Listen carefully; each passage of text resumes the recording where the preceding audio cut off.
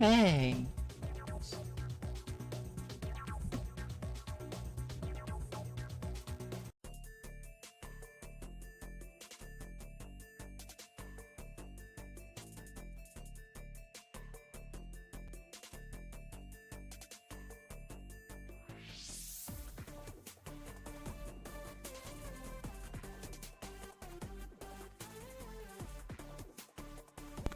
Yo, yo, yo! Welcome. I'm going to start like 10 to 15 minutes early right now, so... we're still setting up. Welcome! Welcome, everyone.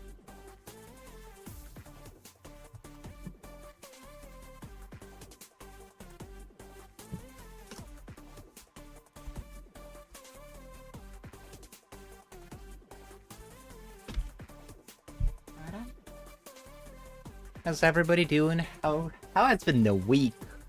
Week has been pretty... Oh, not that amazing for me, personally. I've been sick lately. But... hopefully everybody's gonna have a good time tonight. Or today, or whatever the time of the day it is.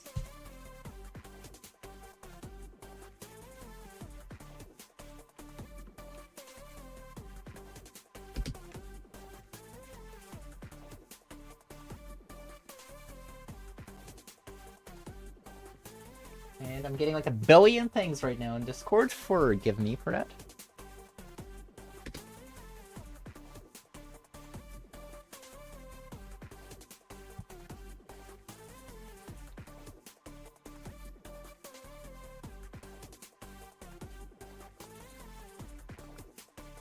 Yo, I got pinged for my own stream. Let's go.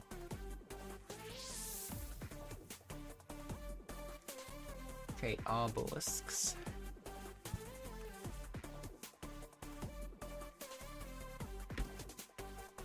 Vagabonds.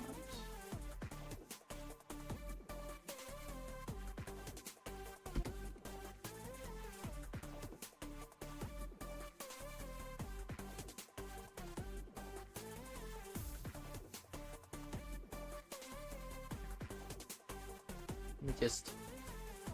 sound looks fine, honestly.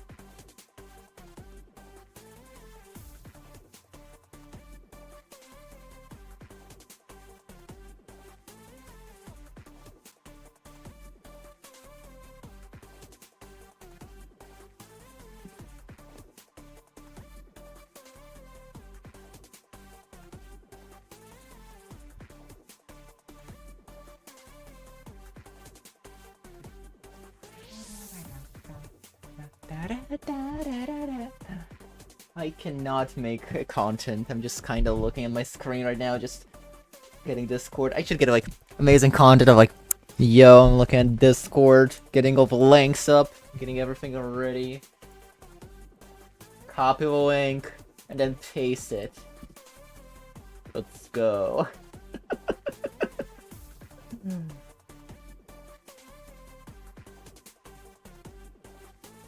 Let's go. Let me just... I think I'm gonna get a document right now. Get a document and post the links into a text file. A text file. An amazing massive text file. It's gonna have all the links. And it's gonna be so big and amazing.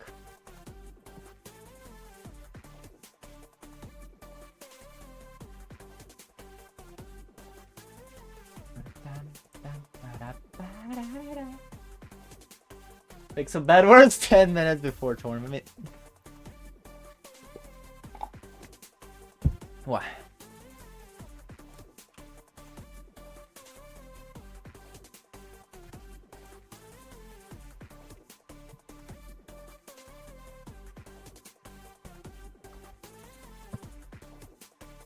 Alright, I gotta open two opera windows.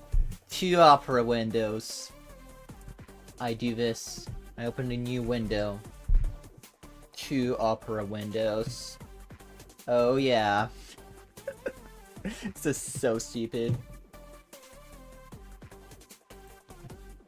And I am needing to disconnect and reconnect to a voice chat. Isn't that amazing too? Now I see it says Tourney. Alright, awesome. Absolutely awesome.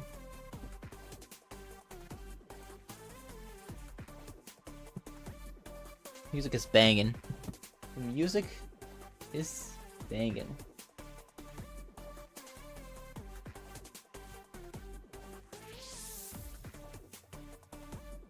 The music is absolutely banging.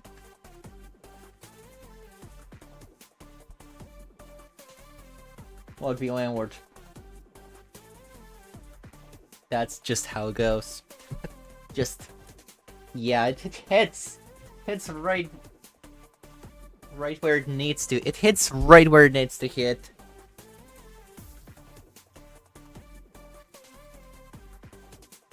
Okay.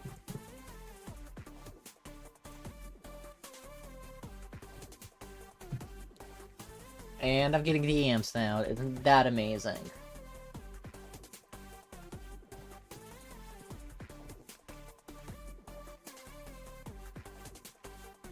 Whoops.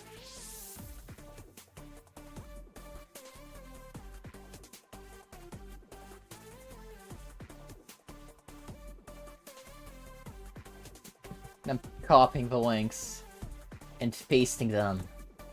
Copy and paste. The copying and pasting goes hard.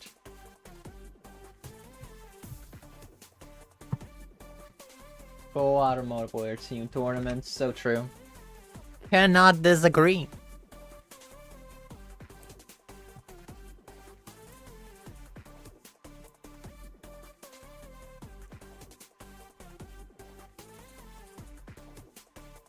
I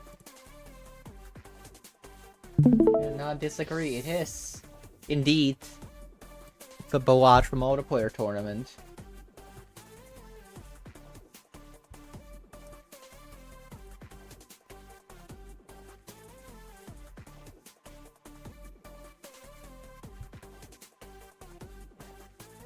Can a strangle with a power outage? What's up? Alright, welcome. Welcome. Welcome. Let me see who joined. Log Welcome, joined. welcome. Alright. Can you please talk with the chat while I'm setting this up? Because, Yeah, of course. because I am setting this up. Alright, welcome to the Platria multiplayer live stream. You might notice a few voices that are new, including me. I'm Log. We have a couple new commentators that are coming in. I'm not sure if that's already been discussed with, it'd be OBS, Frodo, Scopes, Rokel. We got Beans, Hambone, and Molly Chrome all coming in to commentate on future tournaments. Today it's gonna be, let's see, it's gonna be me, Scoped, OBS, and who else is coming in today? Rokel's coming in as well. So it's gonna be all of us coming in and just sort of commentating on the Velocity tournaments. You know, I'm actually really excited to see this one, like just to not only commentate but also watch this tournament, because you know we have a lot of really good players. Oh, what's up? Lemon? Oh, yo, it's What's Super up? High to your main G, my big dog, in the chat. Okay, so how exactly this is going to work is we are going to stream, and you are going to commentate. Yeah, Does that make sense? Are you putting two and two Yeah. together? No, I'm actually having a really hard time following that one. It's okay. You'll get it eventually. We're just gonna throw you You'll to get the it. deep end. It's not that hard. It's not that hard. Yeah. Yeah. Oh, I forgot to send this ping out. I thought you actually joined before he sent the message. Loki Yeah, kinda because I'm a good commentator. exactly. Well, Roko, Long's beating you to the punch. He was here before you. He was ready. I was Yeah. What are you doing, bro? You're waiting for sleeping. the call. You're sleeping on me. Sleeping. What's happening? Yeah. What's Just going waiting on, for bro? orders. Just waiting for orders. All right. Good. I literally Yeah, was sleeping like The 10 next minutes ago. word out of your mouth are yes, sir. Yes, sir. Yep, exactly. See, Roko, that's why you've aura. That's why you're like starting this. Oh. So we're just gonna start the stream. You guys are going to yap. But what you're going to do is I want you guys to try plug in the specific card. I want you guys to bring that up. Cause we're gonna be merchandising this. We're gonna be selling them as like little customizable packs. So like each team has their own unique Super, you do like, know that the card art. stream is going right now, yeah? Yeah. All right, yeah. He's just giving this to the audience. all right? Ah, He's yeah. kind of joined and Alright. started saying things. Uh, I can't even lie. We already Not said gonna lie, I'm not wrong though. you're not wrong You though. guys Yeah, want to buy you the can- card art. Yeah, you guys just want to buy you the wanna card sell it art, right we're now. gonna be registered. It's gonna be so good. It's like it's peak. Like the reason why I'm telling you guys to advertise it is because it looks good. It really Of does. course. Our artist did Of an course, let's amazing advertise to job. The audience that Our- not there right now. Our artist did an amazing yeah, job. I'm doing an amazing job, guys. I didn't even know we were Yes. streaming low key. Chat. Lava, you know how to run the tournament too, right? You're gonna be doing that? Yeah, but Dusk is having problems, and I am not a huge fan of that. Why Yeah. are they having problems? Bro, just play your last hands. That's true. That's the only way to play Dusk, actually. Dusk Yeah, is like come on, bro. Why are we waiting? Dusk is for short, I believe right now, which is a problem because They're I four am- short. they're four. No, they're one short, and I'm the last person.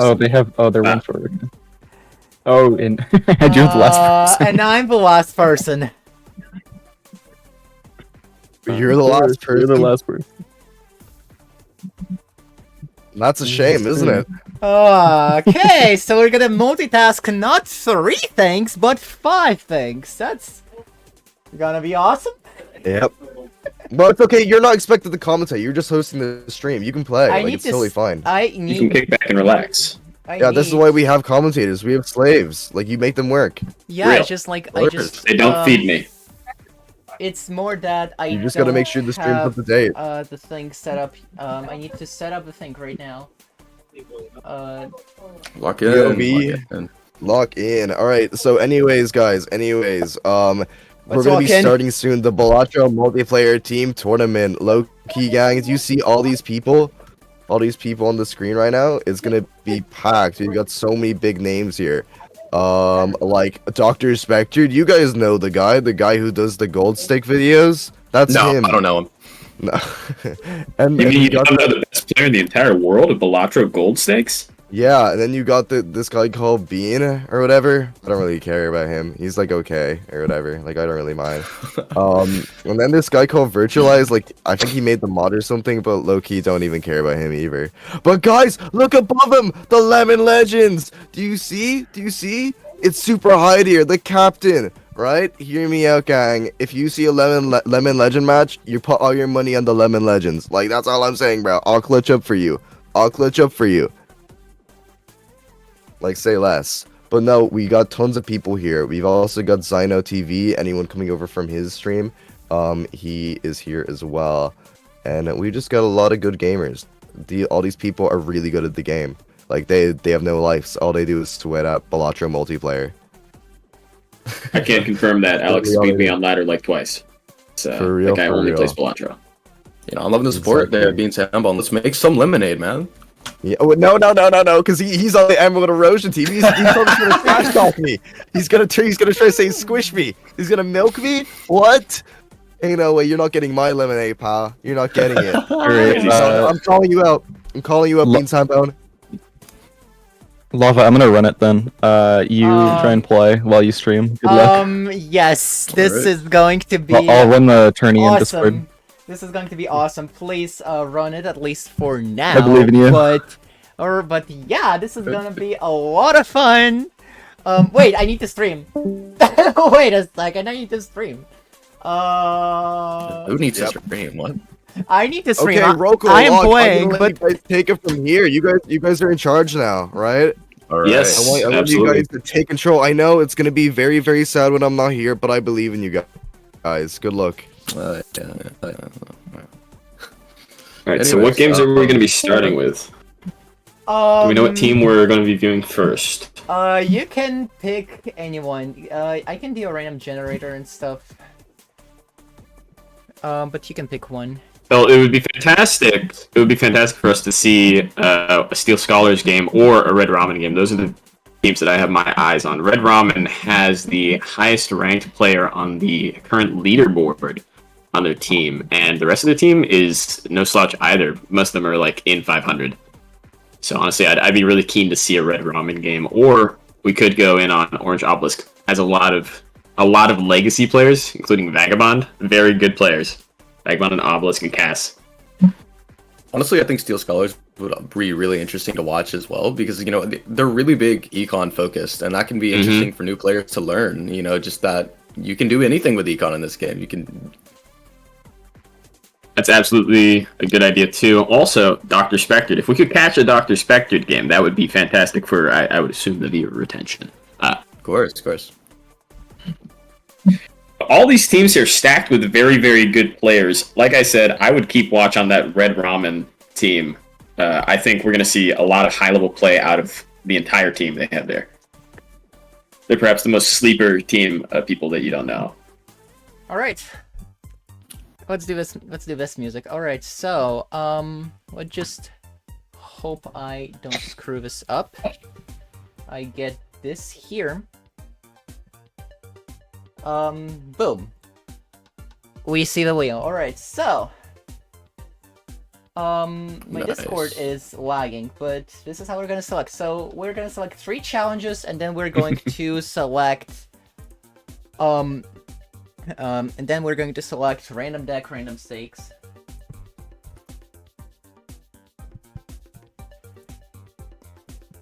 Alright, so I need to gosh. 1 second, let me resolve all the queries right now. I believe I have resolved all the queries, so we can begin.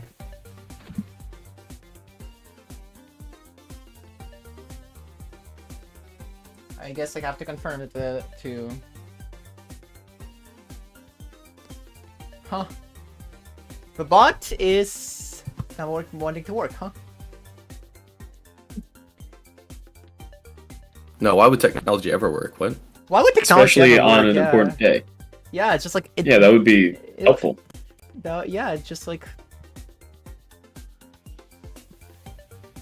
So... let's try this once again.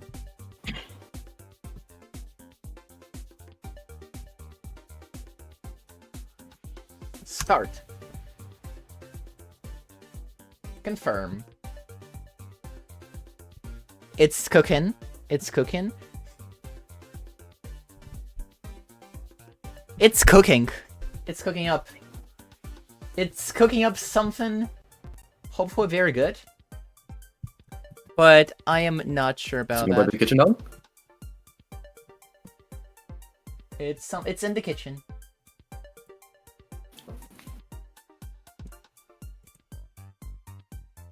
So what's the wheel for? What's the spinning wheel for? Can you explain that to us in the audience? So we're going to select, as I said, Wheel is so you never 3 hit polychrome. challenges.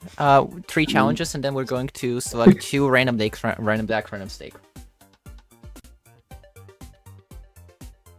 3 different chat. And is that what all of the Yeah, these are all the challenges. that's what all the teams will be? Alright, okay, cool. I did not know that Local Thunk was brave enough to put Twin Towers into the game as a challenge. That would not be my first choice. Spin. Please give me the spin. Alright, virtual isn't Virtual, I starting. would like to see the spin. Alright, Give me not the spin. Let's get the spin going. let's Do the alright. spin. Alright, let's give it a spin. Spin it to win it. And it's oh my gosh. Alright. The second tower! Oh, double obelisk, ladies and gentlemen. Alright, Yeah. alright, so Press remove and then spin again. Let's get this going fast. alright, Twin Towers. I'm gonna write this down. I'm writing it down, don't worry. It looks like high hand. Yeah. Yep. Alright. And one more time. Alright, one more time. No, it's like I don't have a thing set up. I'm like I knew I was missing something. I don't have a thing set up. And skip off. Yep. And I need 2 decks and 2 stakes. Alright, so here's the stakes. So the first stake looks like gold stake to me. Is it orange stake? It's like right in the middle. It's the orange stake. Orange stick. Orange Man. stake. And it's lagging. But let's see the deck. Black deck. Black deck. Black Oh, deck. green deck, orange stake. Oh my god. What a combo, holy. What the Green fuck? deck, Um, orange stake. And Green let's deck, do orange stake. Got it. and one For more. PvP. Wow. Up- And on Water poverty. double blue obelisk, stake. too. This is gonna be terrifying. We're gonna have some high stake games in the first round. Blue stake Yeah, blue stake. Goodness gracious. and ghost deck or abandoned deck. Ghost deck, blue stake. That's regular enough. We'll actually be able to show off their PvP skills on that. That's regular enough. All right, Man. Bring this away. Oh, you got that. Yep. Yeah. Orange stake, green Alright, deck, thank you. double obelisk. There's a lot to micromanage in that setup. There's a lot to micromanage. Dude, everybody's gonna be broke. It's gonna be poverty. Broke all the time or no obelisk levels. It's going to be very suspicious. You know? It's going to be a lot of Alright, conflict so- between that green deck and the double obelisk. All right, so now I need to install the game. I so got this. Oh gosh. Can we get a bunch of claps in chat for Lava, who's managing all of this by themselves? Yeah, I'm gonna be managing and playing too. So This is really quite a lot of effort. Alright. So, you want to see the Steel Scholars game, right? They're going against Lemons. Yes, that would be fantastic. I believe they're going against Lemons. Yeah, they're going against Lemons. Lemons first. I'm not Lemons. trying to show Scholars who I and think will win this early. Lemons. But I might think that Steel Scholars have a better chance here. It might be the case. Alright, we should be good. Although Lemon Legends does have quite a few strong members of the team, including Nightmare. Nightmare almost won last week's tournament. A very powerful player.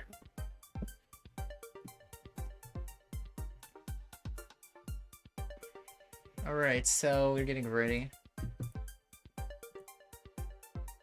Log, what do you think the most prominent strategy we're going to see here is? The first deck that we're playing is that orange fake obelisk, yeah? Oh, okay. Alright. No, we're playing 3 Simple. challenges white stake, and then we're playing 2 random deck random stake. Nah, Oh, right, okay, okay. Okay. So, the white stakes. What do you think we'll see in those white stake games? Let's take we're gonna see a lot of econ from Steel Scholars. You know, Bean and Dr. Spectre are both, you know, econ nuts when it comes to trying to save for money. Red Ramen might dig hard for points, honestly. Just trying to get some quick elims. That could be the case. Do you expect for Steel Scholars that we'll see some life sacking to gain early econ momentum? Or do you think they'll just be playing safe in the beginning? No, I could definitely see that from Dr. Spectre. That's a strategy that I've seen a lot from him, is to sack 1 or 2 lives. I like his keeping of tempo, especially for his econ. He enjoys getting a big bankroll and then spending it down on the second or third shops. I understand. Yeah. Being much the same. I think whenever I've tuned into Bean streams, I haven't seen him sack lives intentionally too often, but it happens by accident just because he's farming money.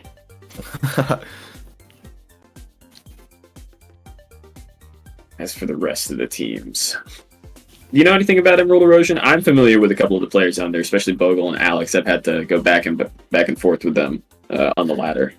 I'm really interested to see how Alex plays this out because I haven't seen Alex actually play tournament yet, so I'm not sure what his I'm not sure what his strategies are from tournament to tournament. I think I'd imagine last week we missed out on seeing Alex's games in the tournament, but he did get quite far. I think he got into round like 4 last week during the weekly tournament. Alex, a very strong player. He's done top cut at a couple of the weekly tournaments.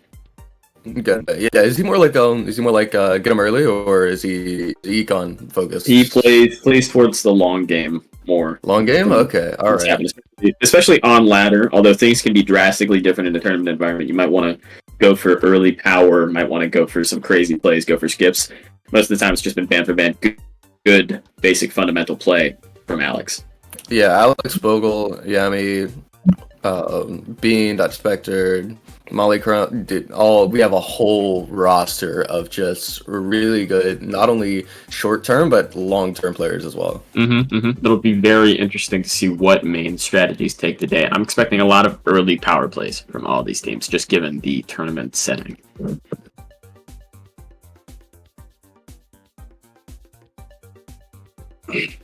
Team that I don't know a whole lot about, and I was hoping that you could give me some insight in, is that Indigo Immolation. I'm not personally a Xeno watcher, so I don't know a whole lot about him, but I have had my ass completely destroyed by Marban on ladder, I think 3 times now. Dude, Marban, yeah, you gotta watch out for Marban. He will sack some lives off you like it's not even Absolutely there. Nothing. And he's so casual about it too. Sometimes he'll sneak up on you on the PvP blinds. He'll play like 100 chip hands, and then suddenly 4th PvP blind, he's scoring 3 million in one hand, and you don't know what to do. Oh yeah, he's a ninja. Very good at keeping information away from the other players. I expect that'll be a main part of this this tournament as well, keeping information away from the other players. Do we have a ETA on when the first game will be streamed, Lana? We're still setting up. Still setting up. Quite a lot of entrants in the tournament, so there might be some extreme lag time between the games. Everybody, very sorry about that. I believe we are almost finished now. That's technology. Give it like 30 minutes, we still won't be finished. Oh, and Lava, do you think we could get a quick rundown of the format for the whole tournament? Alright, so what's gonna happen is... let me just like open up the challenges because people don't people will ask. So what's gonna happen is each team is going to play each team 5 games for 5 players at the exact same time. So that's going to be a lot of games having at once. I was planning to switch it between them, but it looks like we will not have them because I am playing and I cannot actually change the environment very well between playing and and streaming. This is very unfortunate. Like, if there is a substitute, I'm just going to stick to streaming as much as possible. This is double elimination, so the scores are reported how many games are won. So a team to move on has to win at least 3 games. Each member of a team plays another member of a team. Plays another member of a team. Plays one. So like they are 1v1s. I have not prepared. 1v1s, right? Alright, I am not prepared for this. Okay, calm down. Okay, we have 5 1v1s per each team.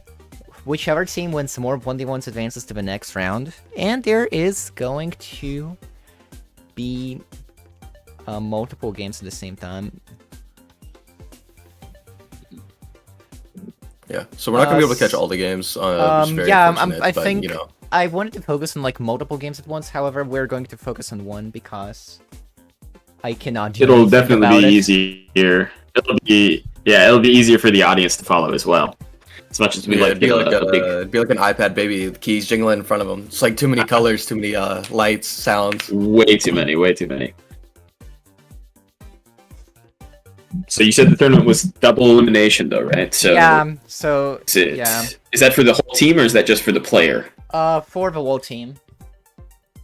For the whole team. So one player versus another player from a different team. If that player loses, the loss goes to the team. However, both teams have 2 lives. Yeah. So yeah, pretty much. The game series is going to be best of 1. Right.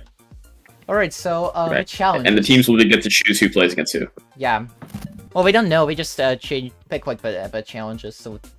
So like the challenges, then like so yeah. Twin Towers is double Eternal Obelisk. Skip off gives you a skip off and throwback at the start of the game, and then high hand. Oh, 26 hand size and 1 hand per round, with no discards. Right. Right. And when will So those I'll be? get this right.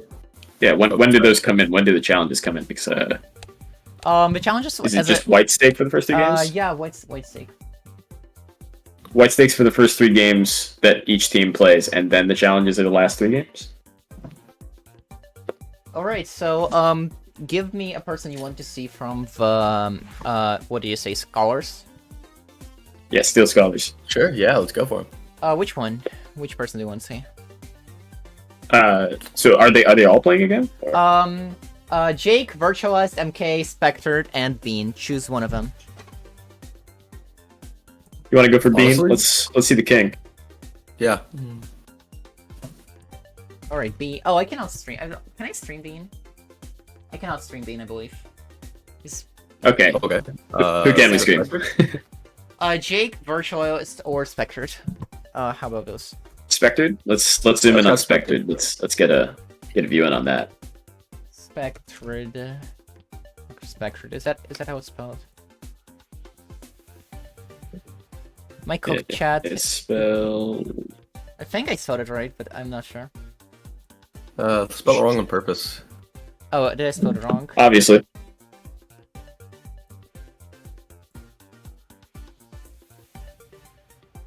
Is it like double E? 1 second.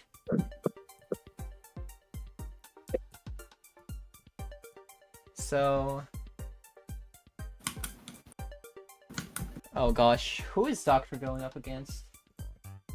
Doctor is going up against... Oh, that's spelled right. Yeah, there that we go. looks right. It looks like it goes against Nightmare. Alright. So... Nightmare versus Dr. Spectre is going to be a pretty fantastic game, I think. Alright, so Nightmare. Like we were talking about earlier, Nightmare, very strong player, on top cut in a couple of the weekly tournaments that we've had, and is phenomenal play on the ladder. Right. This is gonna be a really interesting match now that I think about it, because Nightmare's, kill him fast. Dr. Spectre is willing to sack a few lives, so will that come back to haunt them? That could be counterplay against Dr. Spectre if we see Nightmare play heavy towards the early game for low score wins. Right. We could see Dr. Spectre bowing out like pretty early if that's the I was case. about to say, it all depends on, can Dr. Spectre find what he wants to find with that money that he got? Exactly. How much digging will both of these players be able to do, and how lucky will they get with it? Unless, my previous, I guess, experience betrays me, then Dr. Spectre's probably going to do more digging, but... It'll all be about Streams- who's in the right place to do it. Exactly. Streams are loading. Just for some perspective, Dr. Spectre doesn't play a whole lot on laddered, although we know his skill in high-level Baladra play just from his YouTube channel, playing with the highest gold stake streak in the entire world. Meanwhile, Nightmare, regular contender in tournaments and on the ladder, currently is ranked number 19 in the entire world. Alright, so let me just announce the other matches real quick. So for the other matches of Steel Scholars and Women Legends. We have Jay going against Princess. MK is going against Super Hider. No, MK is going against Volshun. Virtuous is going against Super Hider. Spectre is going against Nightmare, which is going to see, and Bean is going against Free Trigger Enjoyer. Alright, we're having Immolation and Dusk. Molly going against Phantom. Mira is going against Harris. Monochrome is going against Bartolio. Esther is going against Zeno, and I'm going against Marban. Alright. Clust is going against Monty. Calf is going against Aura. Yami is Gameways is going against Cappy. Yami is going against Sin, and Nod is going against V1X. That was Ramen and Burgers. And finally, Orange Obelisks and Emerald Erosion.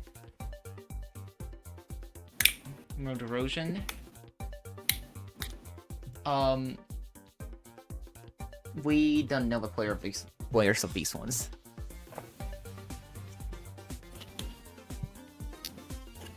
I'm actually really excited to see these matches. Stream Honestly. slowed. Like honestly, all of these are banger matches.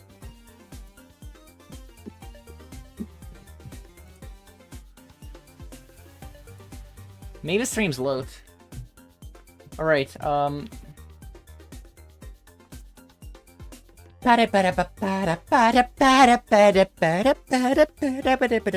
doesn't wanna.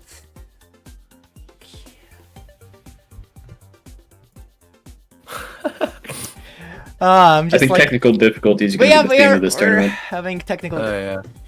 It just.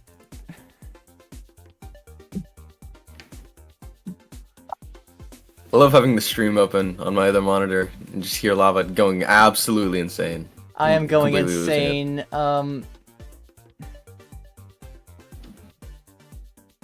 Why does it wanna? Okay, we having something. I believe that is our. Okay. Okay. Okay. Updates.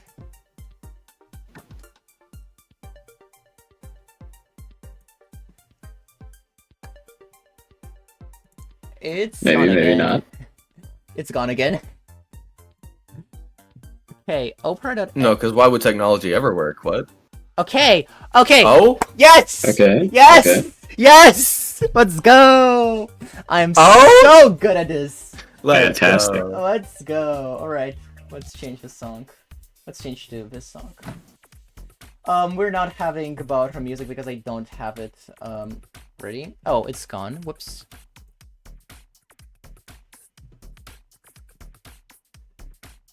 Whoops, it's gone. Come back. Hey, come back. Alright.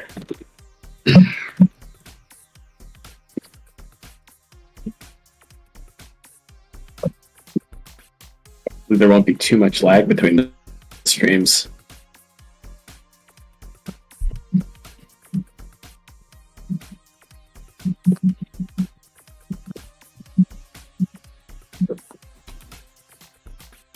Hopefully there won't be lag between my connections, like Discord wants to disconnect me or something, because that's not gonna be fun.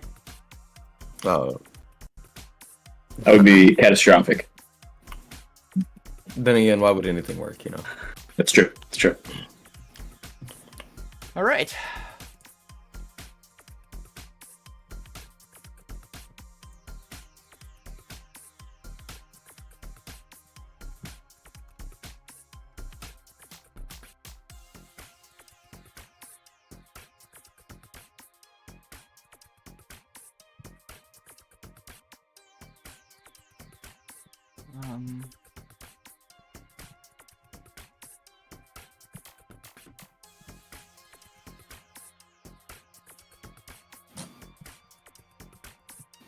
Alright. Looks like Nightmare there starting his first blinds. Hopefully not a desync between That looks The like two a players. desync. Yeah, that'd be bad. in the streams. Yeah. Let me just refresh that. So I know Unfortunately. previously during the weekly tournaments we were able to see both streams from like the Discord perspective. Are we just restreaming Twitch streams now? Yes, that's what we wanted to do, which is not working good. Mm-hmm. Yeah. It's just gone again. Ooh, interesting early shot for Nightmare. Presumably, Dr. Spectre sees the same thing. Nightmare opting just for the Cartomancer there. You know, I can't even. Joker. Yeah, he already knew he was gonna take the Cartomancer. A lot of early power and a lot of long-term potential for it to work out.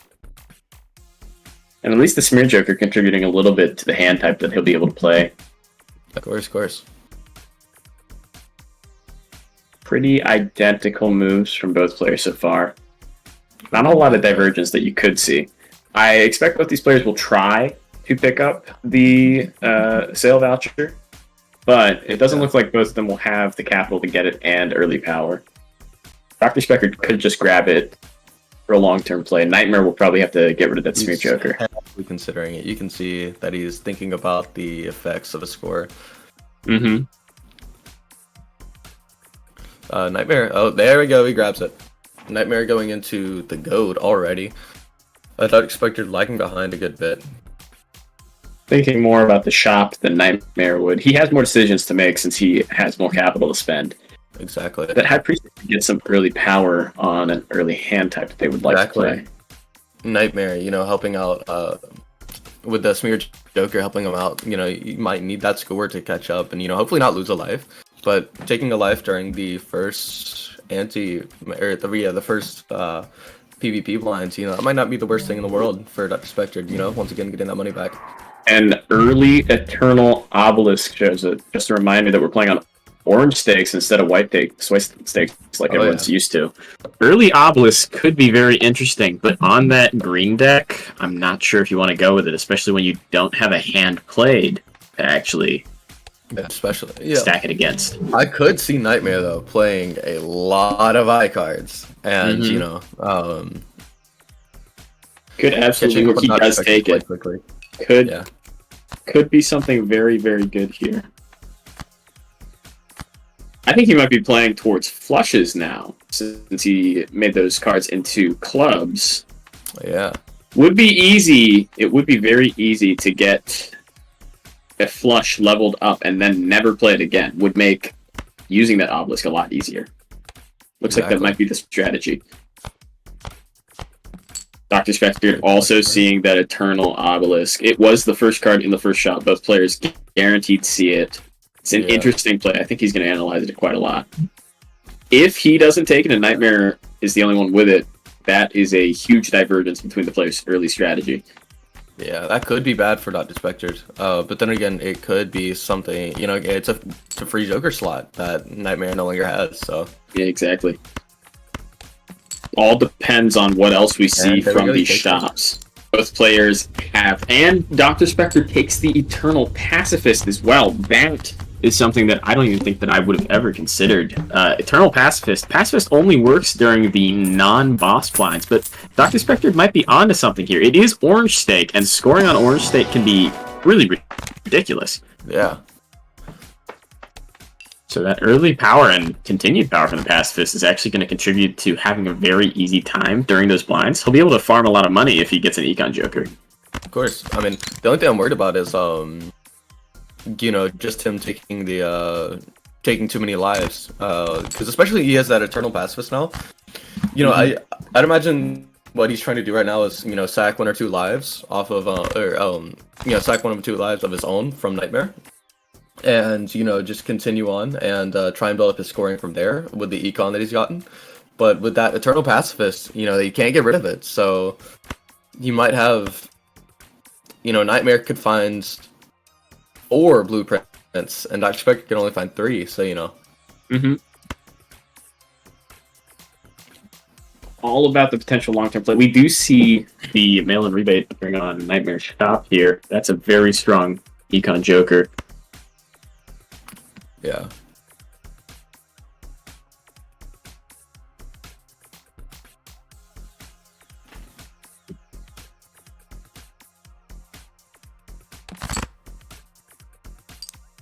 It's very interesting analyzing what they're taking. Dr. Spectre taking the to-do list, actually. To-do list also a very powerful econ joker, although a little bit of anti-synergy with that pacifist, given that Exactly. it multiplies the score by 10. You won't be able to get a whole lot of hands played out of that to-do list. And of course, right now the to-do list is on the straight flush, so Right. potentially able to make that. Very difficult to find it. I'm looking at Nightmare's mail-in, you know, On 10 right now, going into the first PvP blind. I don't think he has more 10s than usual. yeah. That's still, yeah, there's a 10 right there, so that's just money that he already has that Free Spectre money. would have to, you know, he'd have to inflate his score for that, so. Very sadly, I think that our streams are desynced, so we'll be seeing Dr. Spectre's shop choices while we're watching Nightmare playing the PvP blind. But both players Very are important. currently in the PvP blind. Yeah, Dr. Spectre throwing up 54 points for his first hands. Nightmare throwing up 16 for his first hand. It looks like both these players are going to focus more on scoring than anything else. Ooh, Dr. Spectre Or could take a sorry. life here. Econ more than anything else. Oh, Nightmare there's the royal finding flush. a royal flush, though. Nightmare finding a royal flush. Dr. Spectre is going to have to play a very strong hand, and we know what he has. I don't think he'll be able to do that. With both these players focusing on Econ, Nightmare does take the first PvP blind. Yeah, the question is, did Dr. Spectre even want to play a powerful hand? You know, he might have wanted to take that life.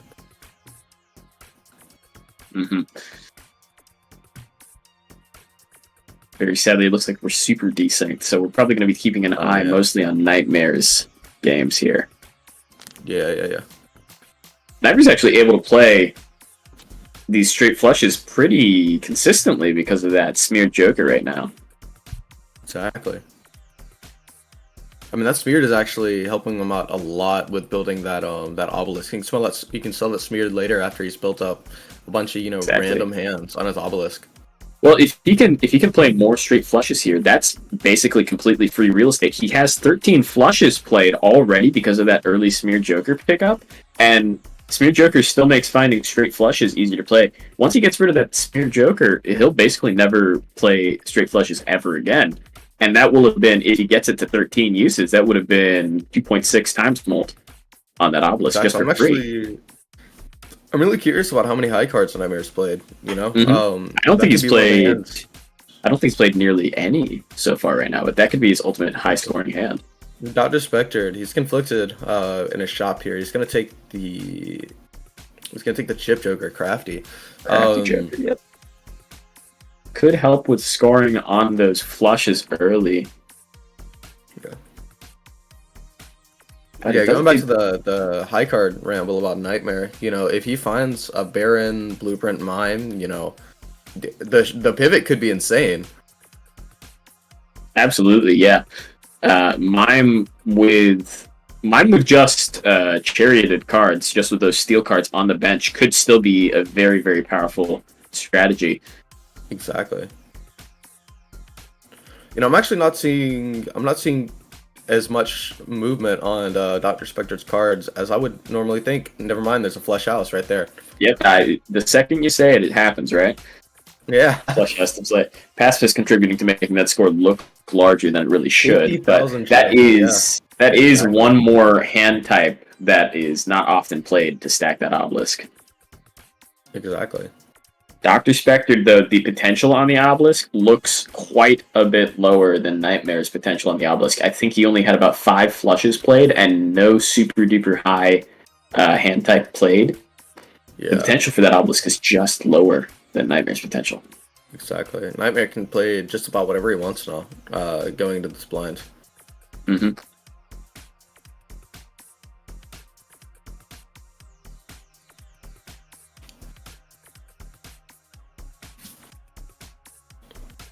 You know, Nightmare taking a bunch of planet cards here. You know, trying to build up Very his hand. interesting. It's very interesting since the hand levels aren't where a lot of his point scoring should be coming from. He should be looking for a decent flat molt Joker that can get amplified by that obelisk. Tarot Fortune Teller could be what he wants. That might I think be he's just used what he about wants, 13. actually.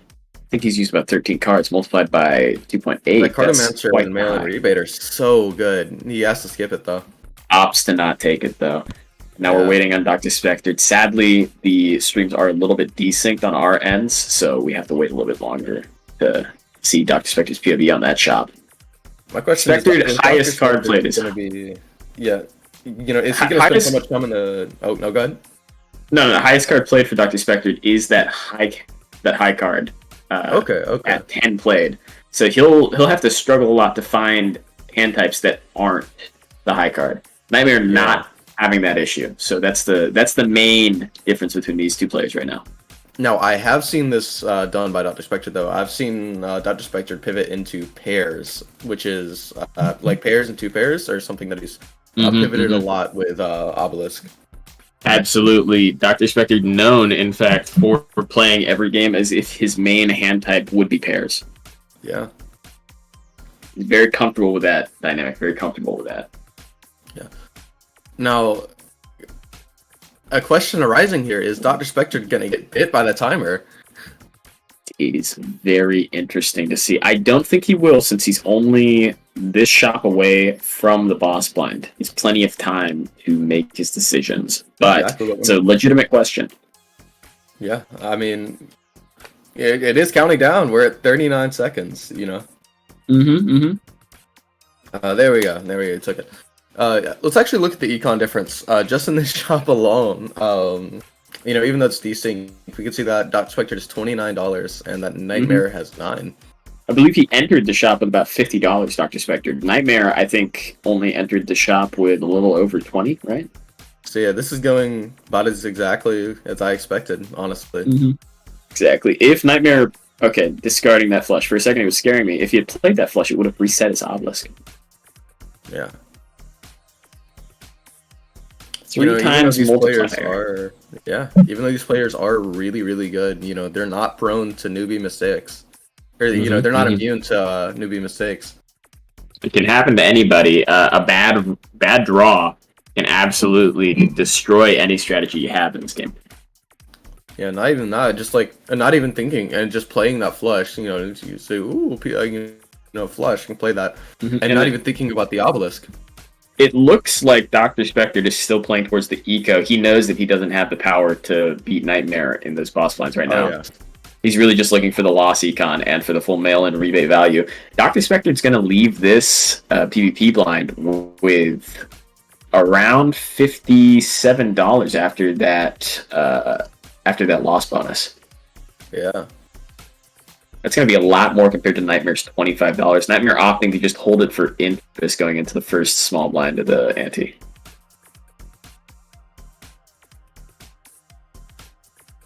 You know, actually getting through those hands really quickly for Dr. Spectre is really beneficial because that means that Nightmare gets less mail-in rebate value. You know, he can go through less of his deck. It's true. It's very true. Although Nightmare was able to keep his score under Dr. Spectre doing that whole time, so he was in control of when it stops and when it starts. He was not forced out. Nightmare once again making use of this smeared Joker to play a pretty unconventional hand type, Flush House, not easily played by mistake. So when will we get rid of this smeared Joker? I'm not sure, but Nightmare's making full use of it while he has it. Oh, would you look at that? Eternal. Oh, I thought you got rid of Jack. it. Eternal hit. Interesting. Very. I mean, interesting. I don't know very many people that would take that, but I don't think I see a total use in it. However, it could be around 2 times molt if you're able to find all the jacks in your deck. And Dr. Spectre actually, he has a lot more jacks than Nightmare does, so that would be interesting to see. He's been making more jacks. That could be a difference maker for Dr. Spectre. Nightmare is heavily considering it. I think because it's Eternal, he doesn't want to pick it up. Exactly. Oh, he's thinking about the Hanging Chad. The Hanging Chad is perishable, and he also doesn't have many cards that get value from that Hanging Chad. Opting to skip. That's, I think, a fair choice. Picking up instead the Perishable Onyx Agate. That is flat molt. We haven't seen a whole lot of flat molt from Nightmare so far. Exactly. He's really been looking for anything that he can use that Obelisk on. Is Nightmare gonna reorder his Jokers though? I hope he will. Now we see Dr. Spectre having to make the choice for the hit the road. Will he get rid of anything? Nope. Opting to skip as well. I think both players recognizing that the total potential for the hit the road jack much lower than the obelisk.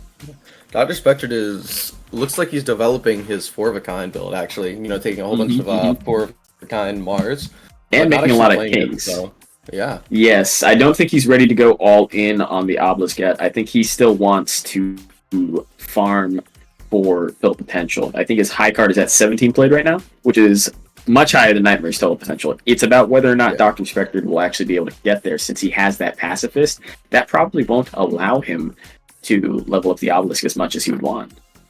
Exactly. We might start actually leveling up Dr. Spectre's obelisk right now. So it's at 1.8 currently, and he's going for cards and any other hand type that isn't high card. Yeah, resolution's really not helping here, but can you see what Nightmare's obelisk is at? Nightmare's obelisk is at 4.8 or 4.6 currently. That is a huge differential. Yeah, I think that is 4.8. But you know, 4.8. The problem is Nightmare's starting to run out of runway. You know, there's only so many hands he can play before. Invisible Joker in the shop for Nightmare. Dr. Spectre also probably going to see that. That could copy the obelisk. He could sell out of everything too because he doesn't have any other Eternals. Dr. Spectre, if he takes the Invisible Joker, will have to choose or gamble between the obelisk and the pacifist. Yeah. I think he knows that he might have messed up taking the pacifist. I think he knows. Yeah. It's he skips the invisible because he knows that he can't actually make use of it. Do you think there's Nightmares? Absolutely. Absolutely. Going for the wheel. Never hits. Never lucky. And both these players going into this PvP blind, the money differential. Dr. Spectre is going to be able to get full interest off of this, while Nightmare's only going to be able to get $1. Dr. Spectre is still in control of the money race. That's for sure. Of course. Oh. We seem to have a little bit of stream problem, but I think we are in sync now, which is fantastic. All right. That is fantastic. Right. Dr. Spectre's hand going up. Finally, Dr. Spectre takes a win. Finally, Dr. Spectre takes a win. That was actually not expected from Dr. Spectre. But, you know, I'm actually glad he's catching back up on lives, because, you know, that could have been real bad if he got knocked down to 1. Nightmare funds some really good jokers to take advantage of that obelisk. Opts for the chaos instead of the mail-in rebate. I know Dr. Spectre enjoys Chaos the Clan quite a bit. I'm also partial towards it. I think the mail-in rebate might have been generating more, though. I mean, if you think about it, though, it's a good econ joker because it's $5 every round. Exactly. Well, it's at least $5 every round, but it also stops the scaling of the reroll from starting earlier. Yeah. So you're really, if you're rerolling more than once every single round, it's saving you far more than $5. It's saving you at least 6, perhaps 7 or 8. Exactly. So now Dr. Spectre looks like he's in full obelisk leveling mode. I think that obelisk is at 3 times now. Yeah. Looks like he's playing pairs. He has a higher potential on the obelisk than Nightmare does, although I don't think Nightmare has had any issues leveling up the obelisk. And now Nightmare's Invisible Joker is active right now. Ready to pop. Will he sell out of everything? Nightmare is running out of runway, like I said, on that obelisk. It's absolutely the case. He looks like he is selling everything, and he's getting that obelisk. It is at 5.8 right now. Super duper high. I think he's getting ready to do kill shots. Oh, yeah. You know, I really wish he would just open his hands real quick so we could see what he's working with. You know, what's his most played hand. Well, his most played hand was that flush at 13 earlier. Yeah. So I wonder what we're getting close to. Run info. We got to see it for literally a second. Very sad. Yeah. we know Dr. Spectre's highest played hand was that high card, so he cannot take the easy way out, although he's fixed his deck so that flushes are easy to play and that pairs are easy to play. A lot of jacks, a lot of kings for Dr. Spectre. A flush house on the board for him right now. Exactly. Yeah, he That's takes easy it. and free Easy obelisk levels. Easy obelisk levels. And it looks like even though Nightmare has the double what a obelisk, even though Nightmare Yeah, has the that's double pretty obelisk, it looks like Dr. Spectre might be able to match him on his highest hand played. Considering that Asphyst does multiply the score by 10 only in non-PvP blinds, we have to divide that 662 by 10. So that's about 66,000 in the boss blind. Yeah. Nightmare was able to play a 62,000 straight with not a whole lot of modifiers. Dr. Spectre doesn't have that Onyx Agate anymore. So it's really up to anybody's guess who's going to take this boss blind. I think Dr. Spectre with the smiley face might be able to, but it's really going to come down to Let's see what happens. what is drawn. Yeah. Nightmare going for a 2-pair. This should still score relatively high since he has the flat more from the Greedy Joker. Is that the Greedy Joker or is that the Gluttonous? I'm not sure. The clubs. Yeah, that'd be gluttonous, yeah. Gluttonous? Alright. If Nightmare can keep up the 60,000 pattern every single hand he plays, this should be a pretty clean sweep on the boss blind. And with both players playing actual hand types every single hand here, this could be a very ominous sign of what's to come. Yeah, Nightmare putting up Giga score. Mm-hmm. And there's really no sign of stopping either. That's the thing. A lot of times in PvP blinds, you'll see one player playing a super high power hand right at the beginning. However, Nightmare's able to play a lot of hands very consistently. Right. Actually, kind of huge for Dr. Spectre getting that life off of Nightmare, because that's another life that, you know, it's another 3 antes that Nightmare has to play hands, and you know. He actually has more chances now. If he had lost that previous boss blind, we wouldn't even be in the game anymore. It would just be Nightmare win all over. Ectoplasm or Cryptid in the shop. I think we're going to opt for that Cryptid. Maybe start playing towards that 5 of a kind for Nightmare. And also, I think Dr. Spectre, if he sees one of his enhanced cards, is going to go for that Cryptid in the Spectral pack. It may be wraps for Dr. Spectre though, if Nightmare gets that Flush 5 online. It's true. We really don't have a whole lot of ways to make it a higher score than Nightmare for Dr. Spectre. What do you think he's looking for here? He's thinking about the Ectoplasm right there, actually. Very interesting. He does have that Pacifist Joker, which is effectively skips completely. No Cryptid either. Wow. Or maybe we just didn't see the Cryptid because of the lag. Yeah. But no, it looks like no Cryptid from Dr. Spectre since he's sitting only at 50 cards in the deck, opting to go back for that mail-in rebate, and Nightmare getting his Cartomancer back. Yeah. I'm scared for Dr. Spectre, you know? Very scared. He's going towards that Flush 5. Yeah, I have no idea what Dr. Spectre looks for or plays for here. He has that higher potential on the Obelisk, but at this point I don't think it matters. With Nightmare at 7.2 multiplier on the Obelisk, and more than enough runway to not have to play flushes again. Yeah. I mean, I gotta give it to Nightmare. He's played his Obelisk super, super well. That 7.2. Very well. Very well. Usually when you see a early Obelisk with Eternal on a regular Orange Stakes run, you really wouldn't take that. It seems like bait, right? You know? But these players, they had to make that early power work for them. I'm actually... Yeah, Ooh, it might be and right for Dr. Spectre. A Turtle Bean for Nightmare. Turtle Bean for Nightmare going into this boss blind. That ensures that he won't have to play any flushes.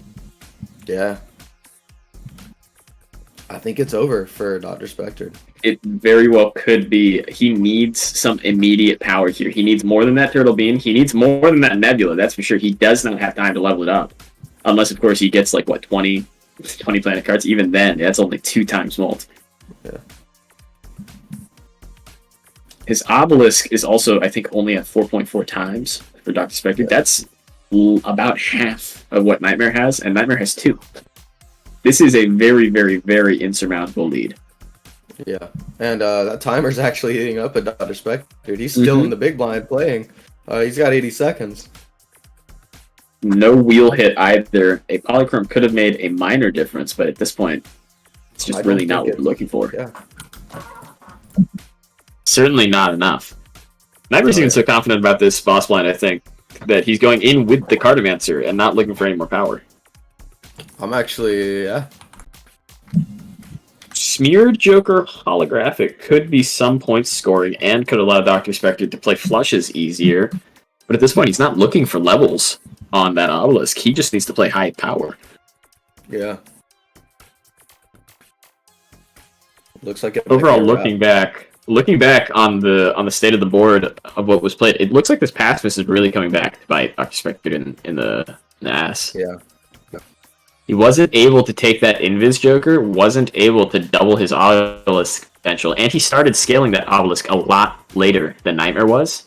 And a Bloodstone in the shop, sadly, I don't think the deck is built for Bloodstone to matter for Dr. Spectre. And even if it did, he'd have to be able to play multiple Hearts flushes. Yeah. It's just a little bit too late. Everything here, just a little bit too late for Dr. Spectre. We're entering the PvP blind. No real additional power for Dr. Spectre. Yeah. That pacifist, sure enough, it killed him. Yep. 100,000 scored with a low-level hand type for Nightmare, it's not looking good.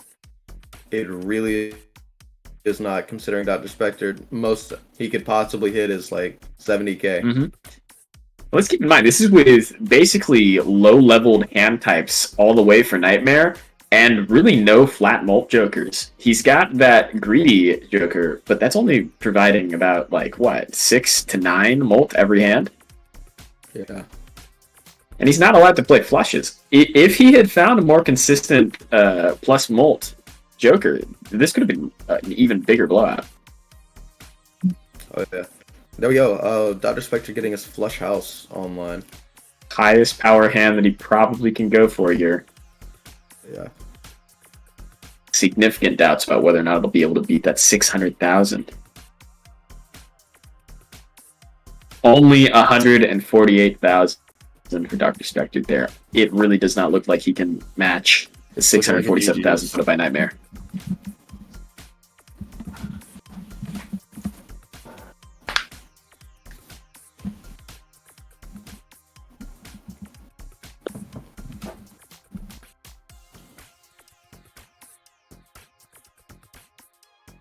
And there really is nothing else that Dr. Spectre could have drawn to make this any better. I really don't think, looking back on it, that pacifist just absolutely cooked him. Judgment could provide something good. Judgment! Nope. Oh. Foil raised fist. It's better than the Nebula Joker. Better than the Nebula Joker. But Nightmare taking the round against Dr. Spectre. That pacifist is saying it all. It's gotta be like green loot. True. True. So that isn't the end of the road for the Steel Scholars, but that puts Lemons in quite the good place after this first match.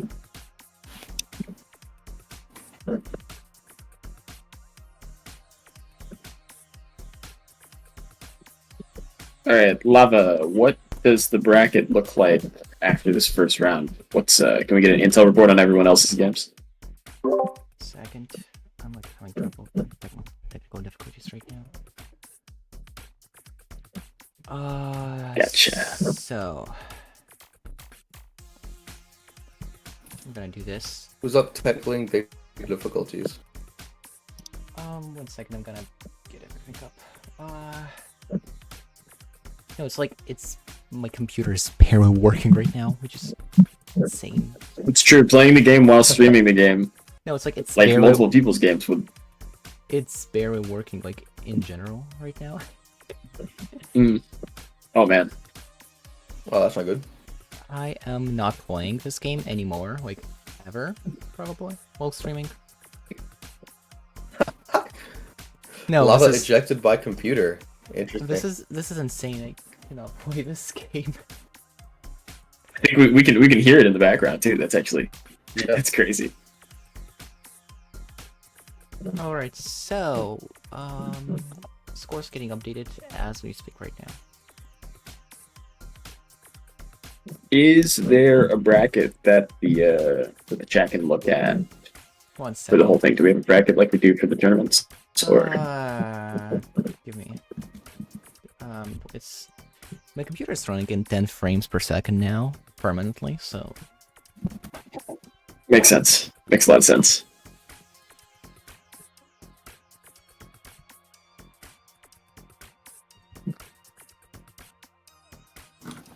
All right. there we go. Do you actually, Lava? Do you mind bringing up that brackets on stream? Is that possible? Yes, if we have it. Give me. Let me try. Let me try. 1 second. Let's just oh gosh.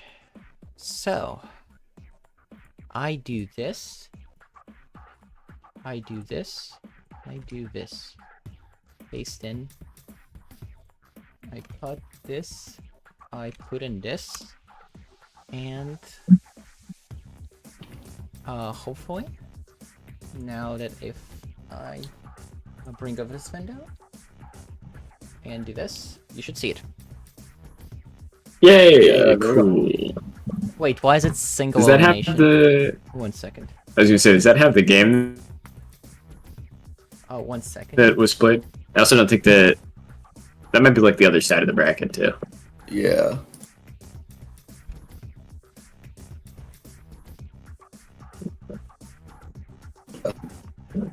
Wait a second, single elimination? There it is. It's not supposed to be. It's supposed to be double, yeah.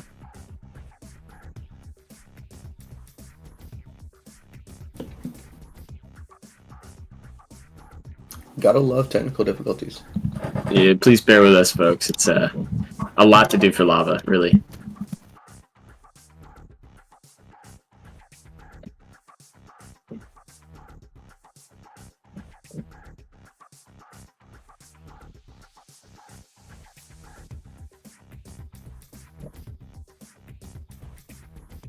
And I also believe for the next game on stream, we'll probably be rotating out commentators, right? Yeah, I think that is true. We will have. Let's see who else is in. Really, we will have Scoped and Rokal. no, hold on. I think we changed it earlier. Yeah, Oh yeah, that's right. We're not mixing. Scopes and Obs. Yeah, Okay, all right, gotcha. it's like Scopes and Obs will be joining you guys for the next game commentary, and then me and Log might be back later. Yeah. But of course, we have to figure out the technical difficulties before we trade anything out, right? Oh yeah.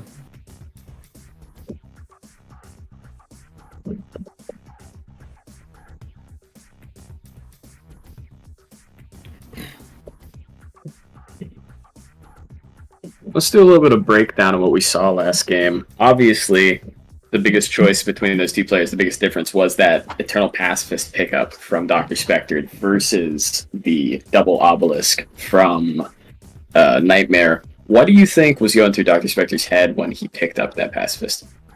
I mean, I would hope that he, would consider the fact that, it would, be like a thorn in his side throughout the entire game.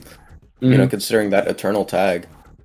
There's not really much that he can do to mitigate that missing Joker slot, and also, as well as like Invis Jokers, and like if he found an Ankh, then he's a 50% chance of copying the obelisk, which is This is much more powerful Joker, yeah. He could have risked it, but getting a second Pacifist pickup would have been even more catastrophic than the first Pacifist pickup, right? Right. I mean, I think that would have been a valid consideration for Dr. Spectre.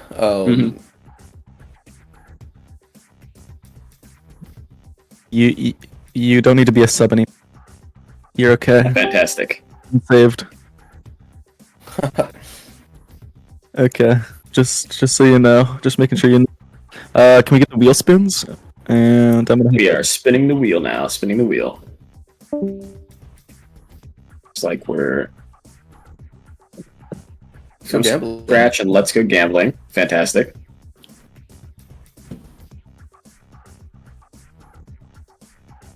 And now we have from scratch.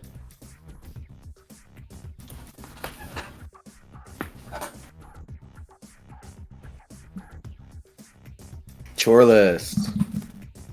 Awesome.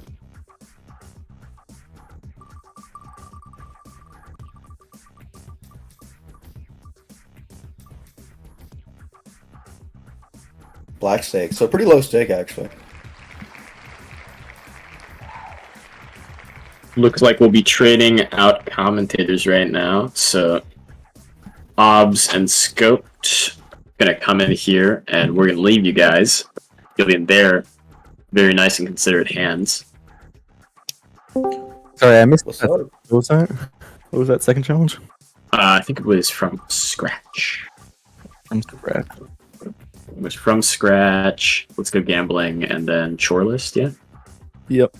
And then we got Black Stake, and Oh, what's up, Obs? we got two other. What's Some up, commentators are switching out. Yep. We'll be leaving you guys. You'll be in the good hands of Scoped and Obs here, and we'll see you guys later. Hello, everyone. First game. Indeed, very good first game, even though that internal passive is definitely biting Spectred, as our fellow co-commentators said. Would also like to thank them for getting the ball rolling, regardless of all the technical difficulties that happened during that first game. Still made it really interesting to watch, regardless. Yeah, I agree. I could pretty much could close my eyes and be guided through that match. So, props to them. Exactly. Definitely showing their Alright. experience in the game mode. Yeah, good synergy. So, regardless, our second game should be underway soon as the wheels were spinned. Fortunately, could not quite spot the. Saw a couple challenges in red deck, but I didn't. Unfortunately, couldn't manage to grab the stakes that were going to be played during this round. I'm gonna quickly check. Check the VOD just to make sure I can get the.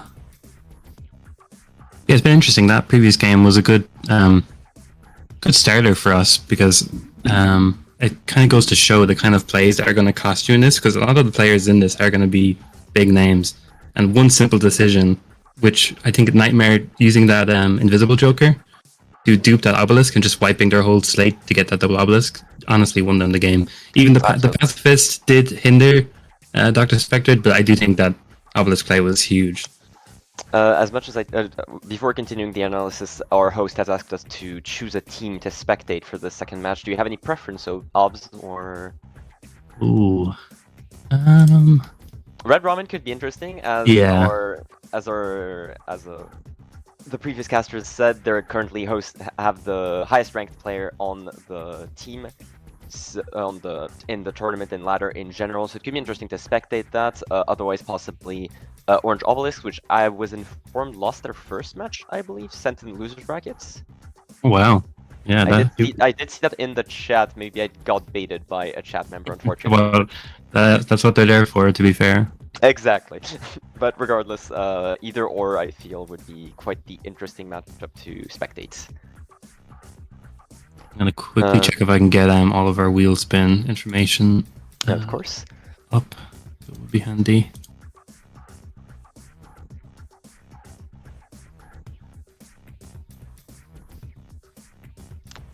Otherwise, let's just go for Red Ramen, if you may. And thank you, Lava, for sharing everything in the Twitch chat. So it'll be red deck on red stake, checkered deck on black stake, let's go gambling from scratch, and chore list are going to be our rounds played by every team in the second round. I believe Let's Go Gambling starts you with an internal version of the Joker of the same name, if I'm not mistaken. I believe that's right, yeah. Which is, for those that aren't familiar with the PvP mod, is a Joker exclusive to this mod. that essentially allows you to get scaling X mult at a risk of either handing your opponents cash or just losing you cash in general. It's quite the risky play to go for, but in this type of game, the X mults can absolutely be what you need to flip the tides of a game. So would be quite it's an interesting risk reward mechanic that I admittedly have not used a lot myself. I have not managed to catch that Joker a lot during my games, but I'm sure those players can use it a lot more effectively than most of us can either way. Yeah, we kind of saw Dr. Spected kind of showcase that a little bit. They were kind of intentionally throwing, we'll say, to get that econ up, because their econ was actually their biggest strength, I think, for those final few lives, but they just couldn't get going with that pacifist. I see what you're saying. But yeah, getting your money good is really important in this.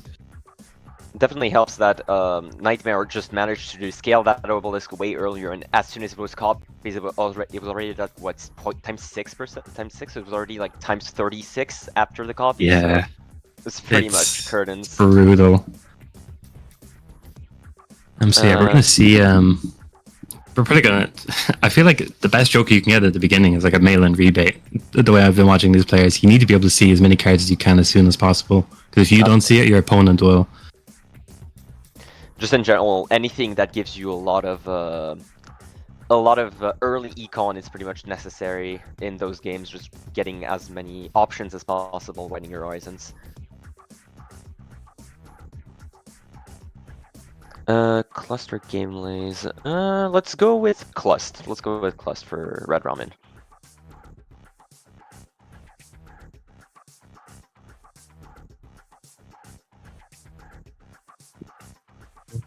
I might get up their streams just in case I miss anything in the frames that drop. Of course, of course. Just to be safe. Make sure I'm not too ahead. As from what I've seen, we are ahead by a little bit, but nothing too major.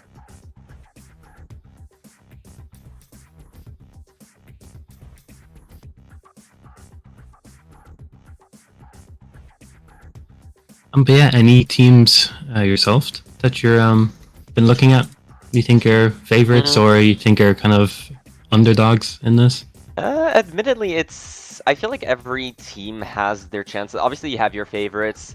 Steel Scholar is obviously quite popular because they have Bean and Dr. Spectred, which are probably the two biggest content creators in this tournament. But personally, Red Ramen is obviously one I've been looking at quite a bit. Indigo Immolation, pretty huge underdogs in this tournament overall. Orange Obelisk, a lot of vintage players that have been playing the mod since the start. It's quite a bit, just quite a few teams with different dynamics, really. So not sure if there's any I really am looking for in particular. If that makes sense. Yeah, I really think it does depend on the matchups as well. Like, even if you have like 5 good players in your team, 6 good players in your team, who you go against and their synergy and their style of play could completely throw you. Especially Nightmare, for example, I feel like was against Spectred was a perfect example of that. 2 really unique playstyles, and they kind of clashed, and it was really close, to be honest. I feel like that game could have gone either way. Oh, apparently Lava cannot hear us. I'm just gonna type it in the streaming chat.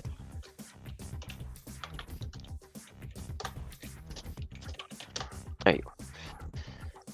Some technical difficulties once again, folks.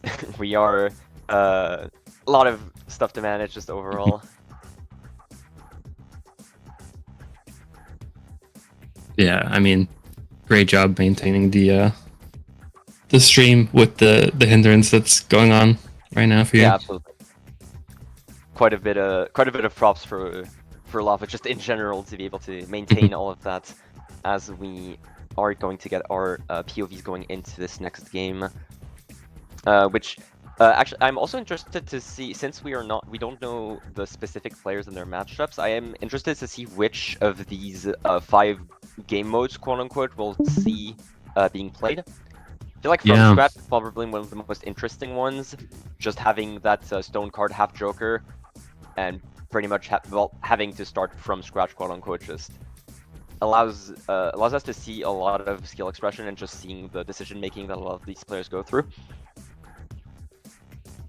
Yeah, these like what you call them, like starter packs, ideas of challenges are really good for testing players, and yeah, it's not something these players some players might not be familiar with this, but yeah, Just their starting ability to adapt overall. yeah, like they really for this you don't want to try to lean away from what's been given to you at the beginning because your opponent will gain a bit of a lead if they do lean into it.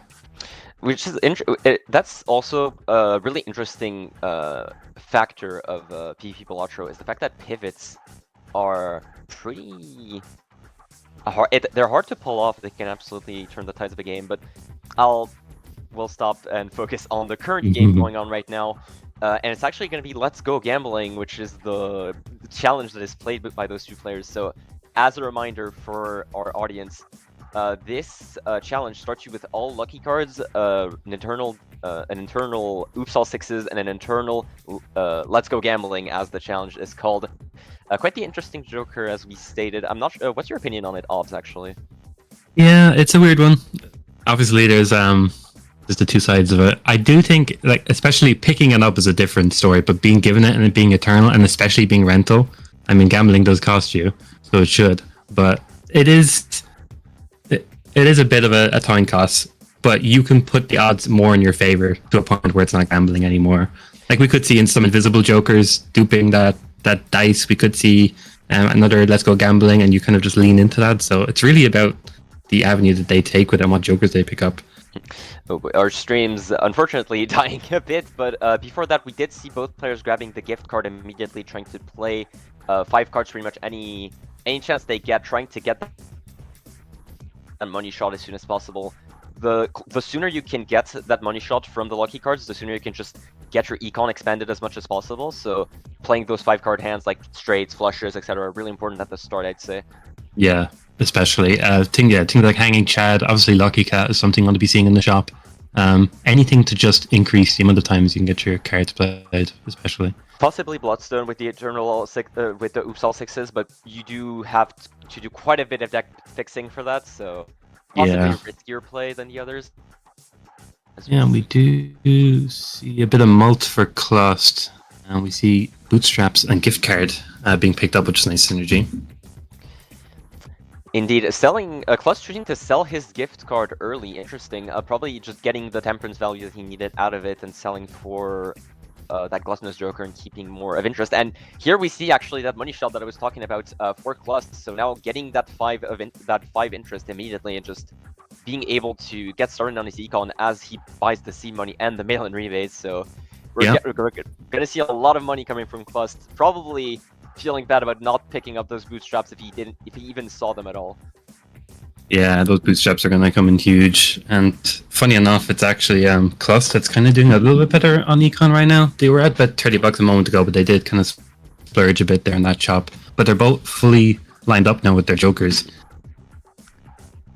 Well, there's one slight difference of the gift card for the Gluttonous. Is it Gluttonous? It might not be Gluttonous. One of the suits jokers either way, but both players still really close in terms of joker right now, but Clust having that advantage of the econ as he picks up the campfire, probably one of the best jokers you can have with that high of an econ actually. Yeah, that is looking pretty good. They're going to be trying to get that pumped up as soon as they can for the next PvP. They have a bit of time until this PvP, so they want to make sure that they're looking good for that. I'd say possibly there's there's a possibility of just tanking that first PvP blind and possibly building up your econ to have campfire. And that Lucky Cat actually that we were talking about, that Skeleton did not see, but Clust is gonna have. That is a huge pickup to start off. Yeah, and that's the equivalent of our pacifist from the last one. You need the opposite nearly of it. That's going to be a huge one. You're going to want to get your lucky cards popping as soon as you can. You'd almost lean into that now. Yeah, and Splash also being picked up it's really a huge pickup from Clust actually, simply because of the fact that it allows every single one of his lucky cards to potentially be triggered by Oops All Sixes. This could very well, that one joker could very well decide the game. Yeah, I agree. I feel like that's a huge joker for a Clust to pick up, and honestly, it'll get to a point where I think Skeleton Bones is going to realize that Lucky Cat might have been picked up, because that X mult is gonna start showing very soon. Especially with red seals I'm seeing in the deck that they're popping. They start cryptids them.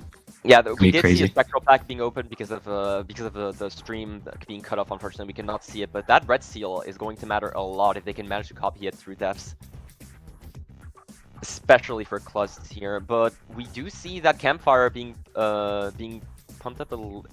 Was it campfire being pumped up a little bit more? I do believe that. Yeah. Regardless, Skeleton Bone is able to get that first boss blind underway. Yeah, And- that might be the intentional throw that you're on about by Klaus, because they were looking like decent, but I don't think they were fishing for crazy hands there. No, they're mostly playing high card, just trying to get as much out of that lucky cat as they can, really. Which I'd say is the correct play to have, just trying to scale for the late game here, since you already know that you're this far ahead. And Photograph also being something that might get picked up here. And they even grabbed that red seal queen to show us. That's what they're thinking about. That's funny. Absolutely. Though I will say, as a small reminder to the chat members that have not been false, since Hanging Chat only copies the first card once and copies the second card once as well. But regardless, with that, with those lucky cards, plus 20 mold could easily just turn the tides for any of those players, really. And we see Magna on Skeleton Bone's screen, which could get them the lucky cap, but I feel like it's gonna get. It's gonna get Ancient Joker if Klus picks it up as well, or Campfire. Ooh, yeah, Campfire could be good, but they did have it for a while, but they just got rid of it actually. Both players actually choosing to skip the Magnet, I believe, unless Klus decides to pick it up after. Skeleton definitely skipping it, not wanting to sacrifice their current power for what essentially going to be a random Joker. You cannot know for sure if your opponent has the same Jokers that you do, really. Yeah, we actually see Klus grabbing that Ancient Joker, and they're kind of looking to get rid of something else. They want that Magnet, I think, but they don't know what. And it's actually Photograph. I would say Photograph is the correct thing to get rid of here, because Campfire is going to be scaled up quite a bit. Ancient Joker, one of those Jokers that gives you in-hand X-Molt, which is probably one of the strongest effects in this entire game, really. Yeah. So honestly, I do agree with Klus' decision there. If 2 Ancient Jokers for Klus could be devastating in those following boss blinds here, as their Lucky Cat is already at 4.75x. Yeah, could be. Yeah, this could be crazy. I don't believe that either player has triggered Let's Go Gambling yet, to my knowledge. Don't believe. Yeah, it's very tough to spot it. It doesn't make enough of an impact when it's not popping as much as it has yet, but soon enough it's going to be important. I also think it's not as necessary to do so at the start, simply because of the fact that you're not in dire enough straits to risk that potential backfiring. Yeah. And as we see, Klust and Bones actually both stacking a bit of their lucky cards for wild cards, as you'd expect from Ancient Joker, but it is a bit more impactful for Klust, simply because you get rid of lucky card triggers, though obviously that 0.1.5x always worth it if you're Klust here in your hand, really. Yeah, and I'm curious, these first hands are going to show us what the players are thinking. We're going to see any just intentional low scores here, so they can keep their econ up a bit and look through the shop again. We do see that red steel going crazy.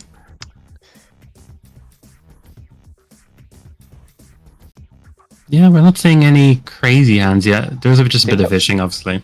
Oh, that's a crazy hand by Klust. That's a really good hand by Klus. Once again, that 5.75x mult on the Lucky Cat, once again showing off quite a bit. Definitely helps that you have that Oops All Sixes, pretty much making sure that they get triggered as often as possible. The Campfire 2.5x as well. Skeleton actually getting rid of the Campfire I just saw for that Turtle Bean. An interesting choice of pickup there. Yeah, it does help with the hand size, but yeah, I feel like Splash kind of solved that issue earlier, but yeah, now that both players don't have it anymore, it's just about popping flushes so you can get that Lucky Cat up, which of course costs anyone that has. Also, their magnet, I believe their magnet also pops after this round, if I'm not mistaken. Yeah, and I believe it's still going to be Ancient Joker, right? Gift card, or it's Wouldn't just doubt gonna, it. yeah, And it's gonna already in keep just the living already up. in the millions with Lucky Cat, Ancient Joker, and Campfire. Wow, that is quite the mountain to climb if you're Skeleton here. Yeah, and here we go. I imagine I'm gonna sell it. We'll have to see. It's definite from the looks of it, unless the gift card possibly screwed with the sell value, which could very well happen. I do believe that it should still be that Ancient Joker. Yeah, and I was trying to think, even those rentals are going to be worth less sell value because of the fact they're rentals. So yeah, it's just between the other three, and yeah, Ancient Joker is definitely going to be the one that pops, I'd imagine. Actually, seeing as gift card was used earlier, it might be one of the two Eternals here that would pop either Oops All Sixes or Let's Go Gambling, come to think of it. Since gift card was used way earlier when those two Jokers were already in that loadout. Oh, maybe. Yeah, we'll So have to that see. cluster a bit of a predicament if you consider that, because if you get that Eternal All Sixes and no gift card actually being the one picked up, unfortunate. It is more money, but if that's definitely not what you wanted if you're cluster. No, that could have been a really powerful Joker that could have been in there during the time that it was building up its rounds. And the blueprint! Yeah, A judgment card being used to pull out blueprint from Skeleton, that is huge! crazy. You hate to see it, but you love to see it. That could very well turn the game. That is a double Ancient Joker on hand. If he can get those flushes leveled up, that could be absolutely massive here. Yeah, that's a crazy pull from them. Yeah, I feel like Klaus needs to figure out what they're putting in this 6th slot now, but it's gonna be close now. I feel like for this upcoming PvP. Todd, not exactly what you want here. Though he has been scaling his Campfire quite a bit, as we see it's already at ×4. But compared to 5 triggers of Ancient Joker, that's pretty much nothing, really. So it'll be interesting to see what the scores look like in the next boss blind with this out now. For Skeleton, it's just a matter of leveling up those flushes as much as possible, getting those wild cards online, just trying to maximize that Ancient Joker as much as they can, really. Yeah, wow. We see Klus not too long ago break the $100 barrier, but we just saw Skeleton Bones hit I think it was $500,000 there with their good hand on that previous round. So it gives us a bit of a gauge for the score that's upcoming for this PvP. Granted, we did see a 4 mil coming out of Klus during the second boss blind, so Skeleton definitely not out of the woodworks just yet. See Bean again in the shop and a bit of malt. Oh, but it's just for the campfire, of course. Alright, so we see... Oh, speedrun! Possibly. But speedrun being chosen by Klust. And getting Indigo Immolate. Interesting. Oh, no, well, he's just getting an Immolate build. Sorry, the skin making me bug out here. I thought this was something PP exclusive, but no, just ripping that Immolate almost immediately, trying to see more of his deck. And it looks like Hearts is the Ancient Joker suit. I don't think... Okay, they got a wild card, of course. So they do have a flush Skeleton in their first hand, which is good. 183,000. We know they're capable of way more than that. And the Skeleton ripping the million immediately in their first hand, but they have no discards left, so this could very well be their biggest hand of the blind here. I do believe they're... I'm surprised admittedly that they didn't put that Lover's card onto the Queen Red Seal there, just as guaranteed double trigger for the Ancient Joker. Yeah, and Kloss is going to be looking for that Heart Flush as well. They do technically have it. They have a wild card as well, but it looks like they want to see if they can get this one and only hand to be the most powerful one, because they do have a lot of ground to cover with this. You'll see that a lot during late game PvP, just players making sure that their last hand is as strong as it could possibly be, because at a point where you're at pretty much exponents of 10s away from the other person, playing 2 or 3 powerful hands is not going to make it. You need the most powerful hand that you can muster. And yeah, we see it there. We get the wild card on the foil 10 wild card. That's going to give them a bit more. It's tough to gauge right now. We'll see here what Klust can have. A second hard flush being played by Skeleton, but this hand by Klust could very well decide it. Just have to see. And he rips Oh 5.9 my god. million.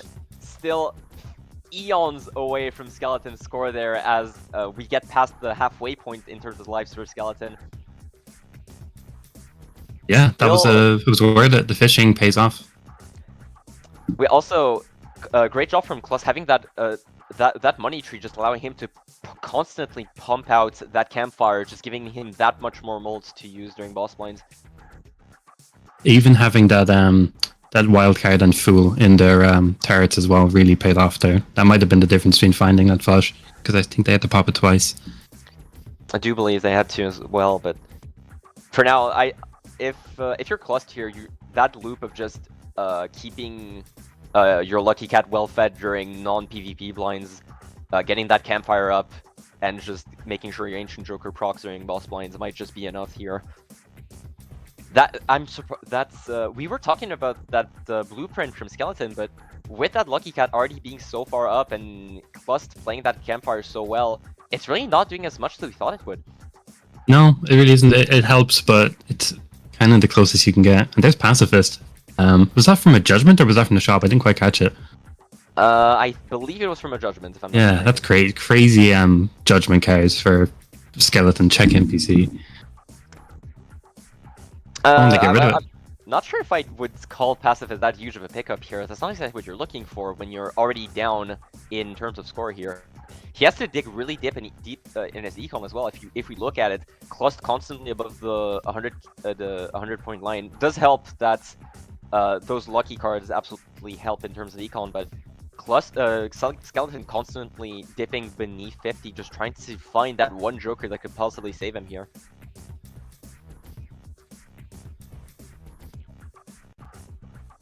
Yeah, looks like Klaus using the shop just to get Campfire up again. Up to 4 now, and Lucky Cat up to 11.5. These numbers are getting crazy for Klaus. Absolutely ridiculous from Klust here.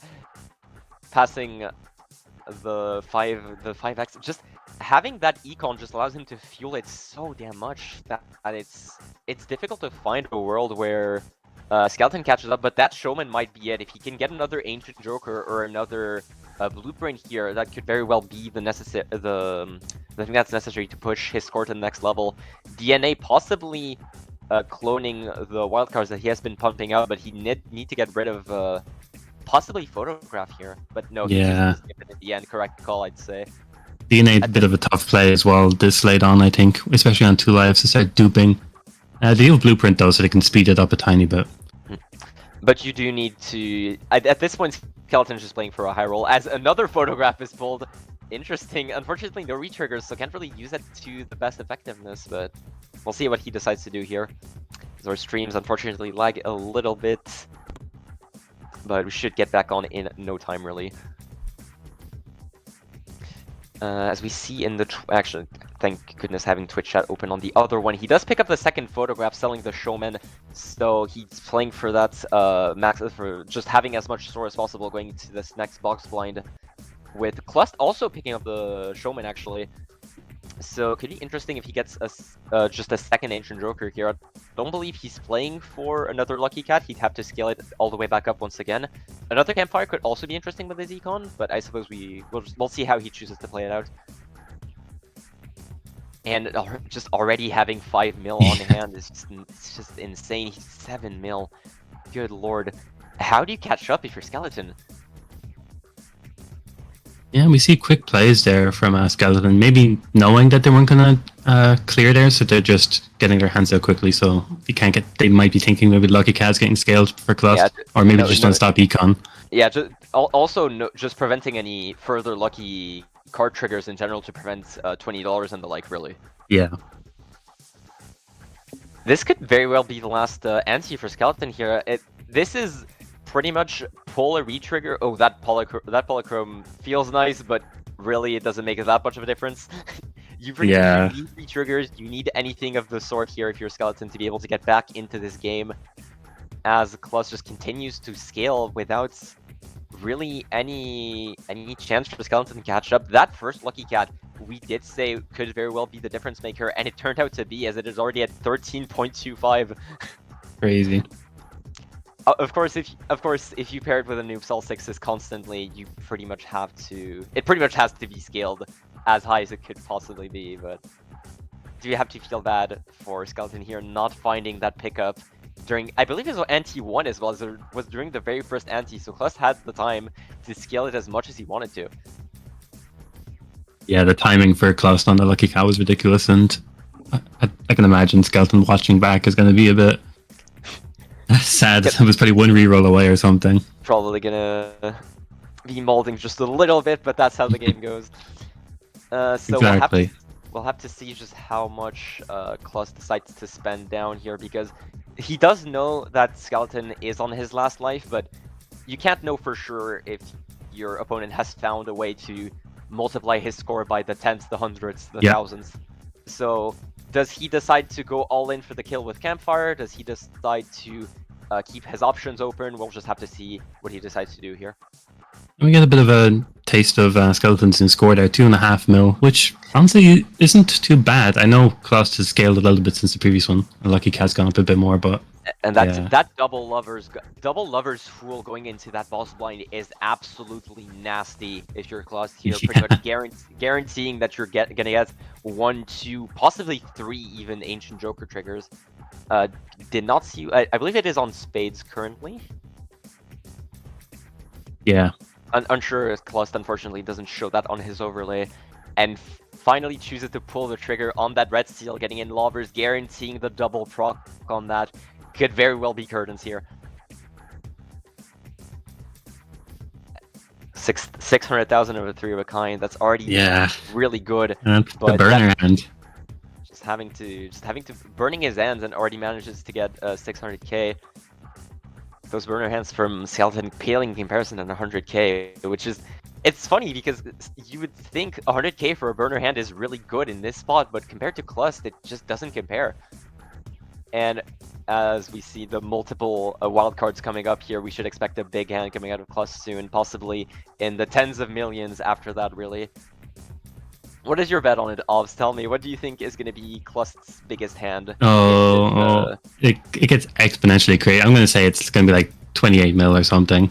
28 mil, alright. You can play along too in the chat if you want to decide to see what the biggest score is going to be.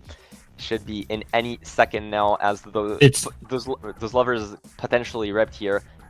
We'll say plus or minus a couple million before the lucky card pops, just in case there's like a 20 mult thrown in at the beginning. Choosing Flush House, possibly bigger. I don't think he upgraded Flush a bit either, so it could be bigger mult to start off. 7 million, but but Skeleton with the.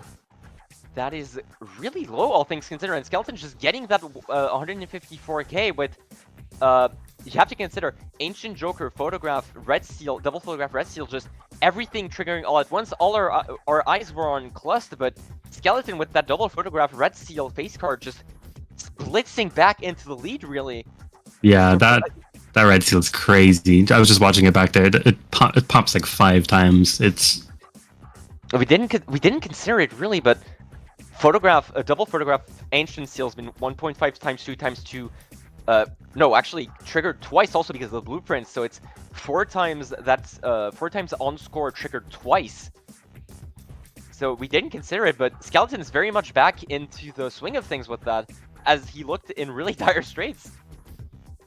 Yeah, they're double photograph blueprint. Yeah, they're just.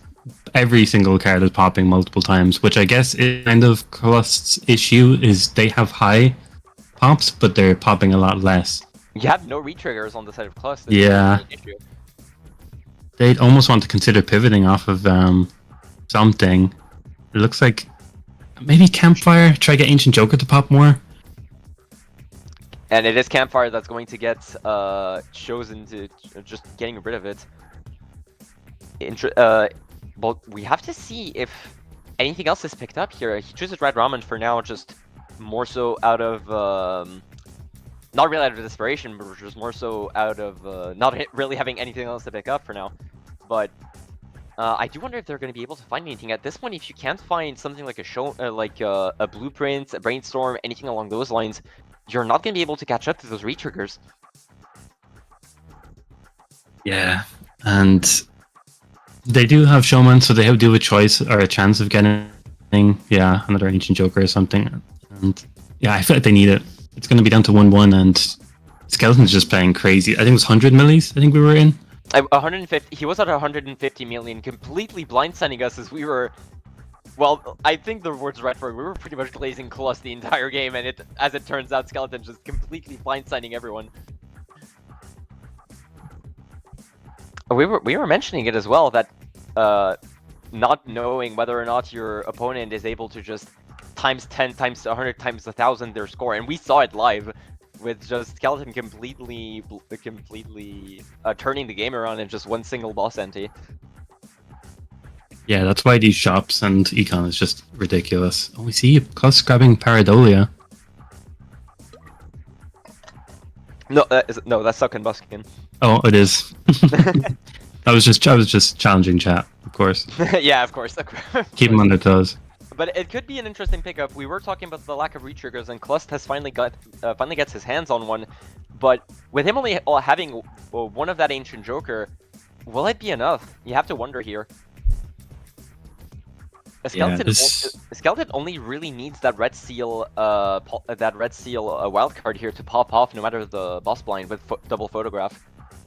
Yeah, I'm surprised. They also had a Lover's Fool in their turret corner there a moment ago. Curious why they pivoted out to Judgment and Emperor. I'm possibly thinking that they just don't need it as much, seeing the difference in the boss blind. But when you're on one life, it's definitely a risk that most people wouldn't want to take. Yeah, all it takes is one bad discard, and it's like. All right, and well, we're gonna have to see final hand for both players here, and let's see how this ends up going. Could be quite the interesting ending here. Actually, wait. Oh my god. And the Wheel of Fortune popping for Skeleton and gets the Lovers out of the Emperor as well. It's just like the perfect two card cards. Well, actually, wait, is that what I think it is? Wait, is that the oh wait, no, never mind. No, yeah, there it is. 44 million for Skeleton. Definitely more manageable than last time, but it's going to be still pretty close. You need those granted, with a handful of face cards, a flush house here, it's definitely what you could need here. Everything's going to get triggered twice with Ancient Joker. It's going to be close. Yeah, that red seal is going to really help for Clust. We're going to see. And it's not going to be enough. It's not nearly as close as I thought it would be. Still 3 times the score for Skeleton, as both players on their last life now. Wonder what you're looking for if you're Skeleton here. With both Eternal Jokers, you're pretty much as good as you're gonna get with double Polychrome as well. Yeah, and what are you looking for if you're Skeleton Clus here? was like, yeah, Clus was 3x down from Skeleton's score there. I think with 18 mil. Exactly. 18 mil. So yeah, I don't even know what they can look for. I think they need to get a dupe or something. The Sock and Buskin actually did a lot of work there for repopping during that, so... Either that or Clutch pretty much needs that idol to pop off, because for those that unfortunately cannot spot it, that Joker on the right for Clutch is an idol, so he pretty much needs that to pop off on the boss blind. That's his win con right now. Paradolia could be nice. Paradolia could very well be nice, considering that Sock and Buskin. But what do you sell here? Do you sell that Lucky Cat that's been with you throughout the entire run? Do you gamble on the idol still? Have to wonder here. Ancient Yeah, idol... Ancient Joker is probably the one thing that is unsellable here. You have way too many wild cards. You can definitely take advantage of it. It could very well be a decision that decides the game. Actually decides to skip Paradolia entirely. Probably thinks that he has enough face cards to do that one last big hand that you need in those spots, and Photograph being chosen right after another tough decision for Clust. That econ that he's built up definitely allows him to make those decisions, and the idol is sold for Photograph. Yeah. It's definitely the safer play. If idol pops, it pops off. But Photograph is definitely more, just more manageable, more stable, especially with Sock and Buskin. Yeah, it kind of comes back to that issue of like photograph is always going to pop pretty much. Like you can almost nearly make it pop, but yeah, idle is completely up to itself, and it's going to be a matter of 4 good hands compared to 1 crazy hand from Skeleton again. So So it's pretty much going to be here. Clust, what Clust is looking for here is pretty much just a handful of face wildcards, so that everything triggers. But Skeleton, nothing has changed in that last blind really, except for a few Wheel of Fortune triggers, because you can't really look for anything better in that spot. they're just raking in. It just ultimately still. Ooh, loyalty card, not being picked up obviously, but I believe it's still one of those jokers that has the biggest glow up between like base game and PvP, if that makes sense. It does. Yeah, it actually does. Yeah. And yeah, we see a bit of shop looking from Skeleton, but they're pretty happy with what they have, and they're already ready for that PvP. As you expect, Clust having to spend down as much as he needs to here. You have to hope that photograph does a lot. Does he see something in those last few rerolls that Skeleton doesn't? But no, just one more No. and that's it. Both players down to their last life now. I do believe Skeleton still has the better Joker lineup, but who knows? Maybe I could be surprised, as I was during what I thought would be Skeleton's last MC. And yeah, it's gonna be very tough for Skeleton not to find crazy hand. The red seal would be nice, but honestly, it's gonna be tough to know if the red seal is gonna be the difference. Plus hasn't scaled an insane amount. Red Seal isn't found for Skeleton just yet. Clus already has it, but Skeleton is going to need to do a little bit more deck digging. There is a chance that he cannot get it. Obviously, it'd be really unfortunate if he couldn't get it, but it is a possibility. Because you haven't cut down your hand enough with Hangman to guarantee that chance of not seeing it. Yeah, and they still have half their deck left, 31 cards remaining. So they will get to see most of it with these continuing hands. Still doesn't get it. Clus already has the hand that he wants here. He has all face cards, everything that he needs. So, as Skeletons gets closer and closer to, and finally that Lovish card, there you go. Now Clust has everything that he needs to pop off here. And getting that polychrome on the photograph, because why not? And last hand for Skeleton Bones to see that red seal. If he doesn't see it, this could be a huge blow. Yeah, wow. Plus choosing to wait a little bit, trying to see what Skeleton's last hand is, and he rips it. Let's see it, folks. With Photograph, with Suckin' Buskin, with Ancient Joker. What is the final score of Clust going to... And the commentary cut off at this very moment. This is the first time I actually have a Discord service became rude to me.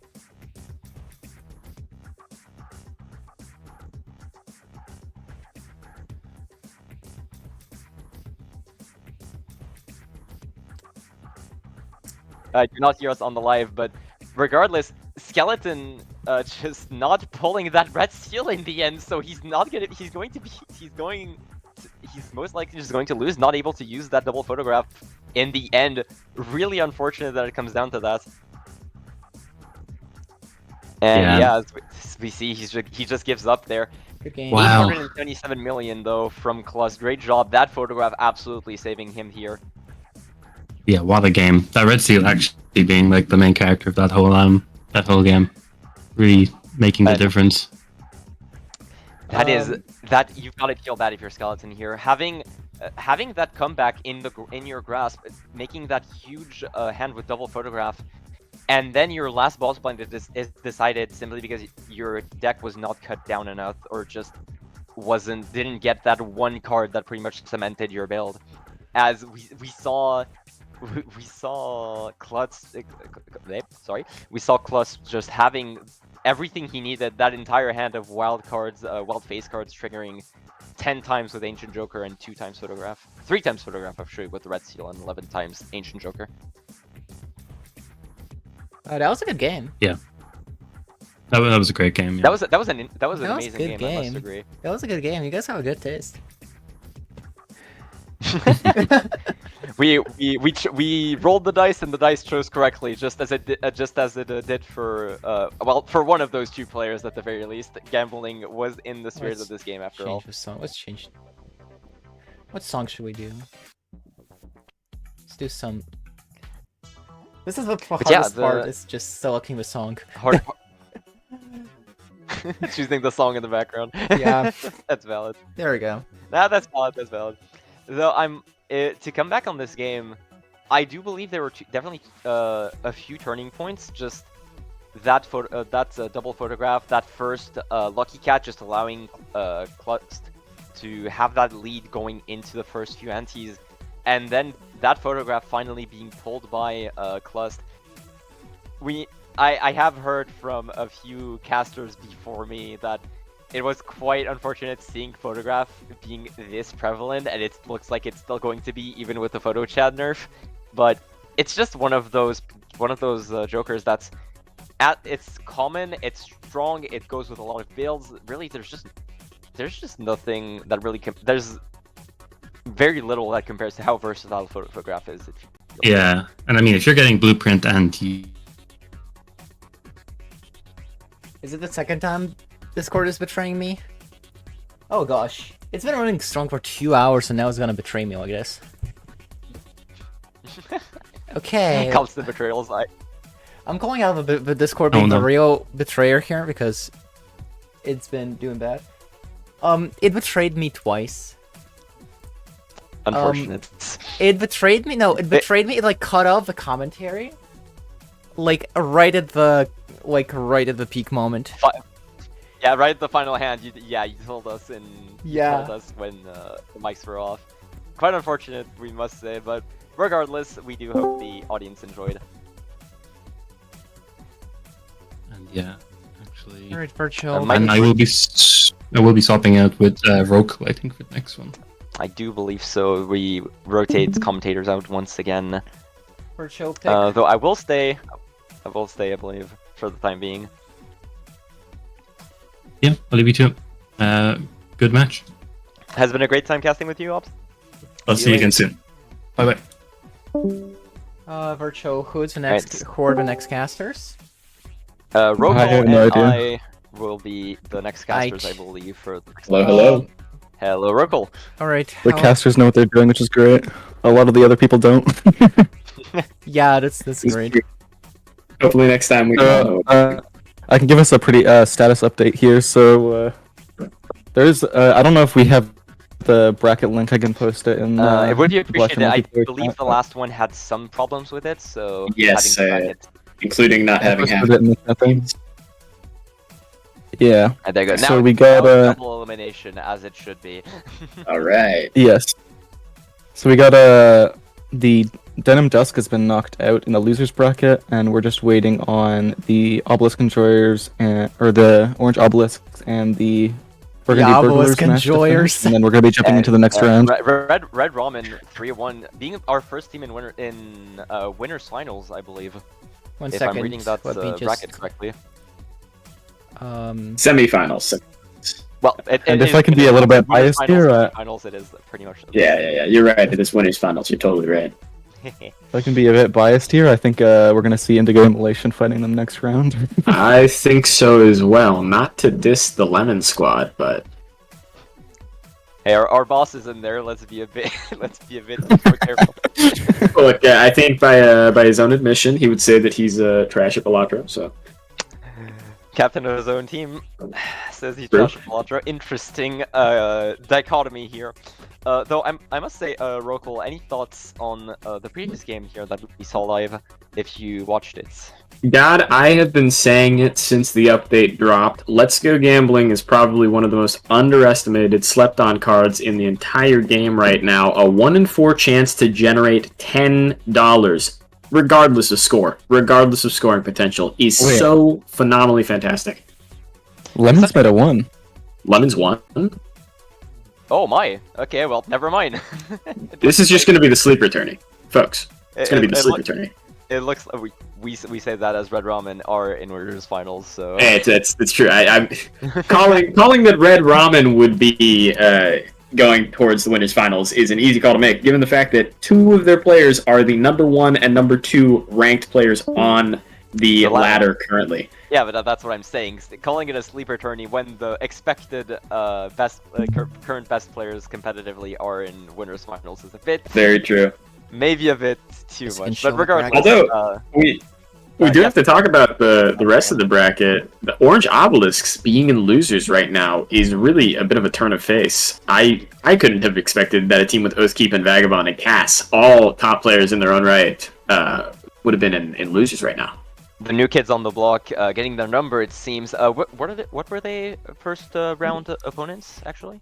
First round opponents, I think, were Boggle Lemon. is who? We're talking. Oh wait, no, Bogle. Boggle- It's Boggle Bogle is is on Erosion. It's erosion. Erosion, right, Emerald Erosion. Erosion. I did see that in the chat. Looks like I wasn't dated after all.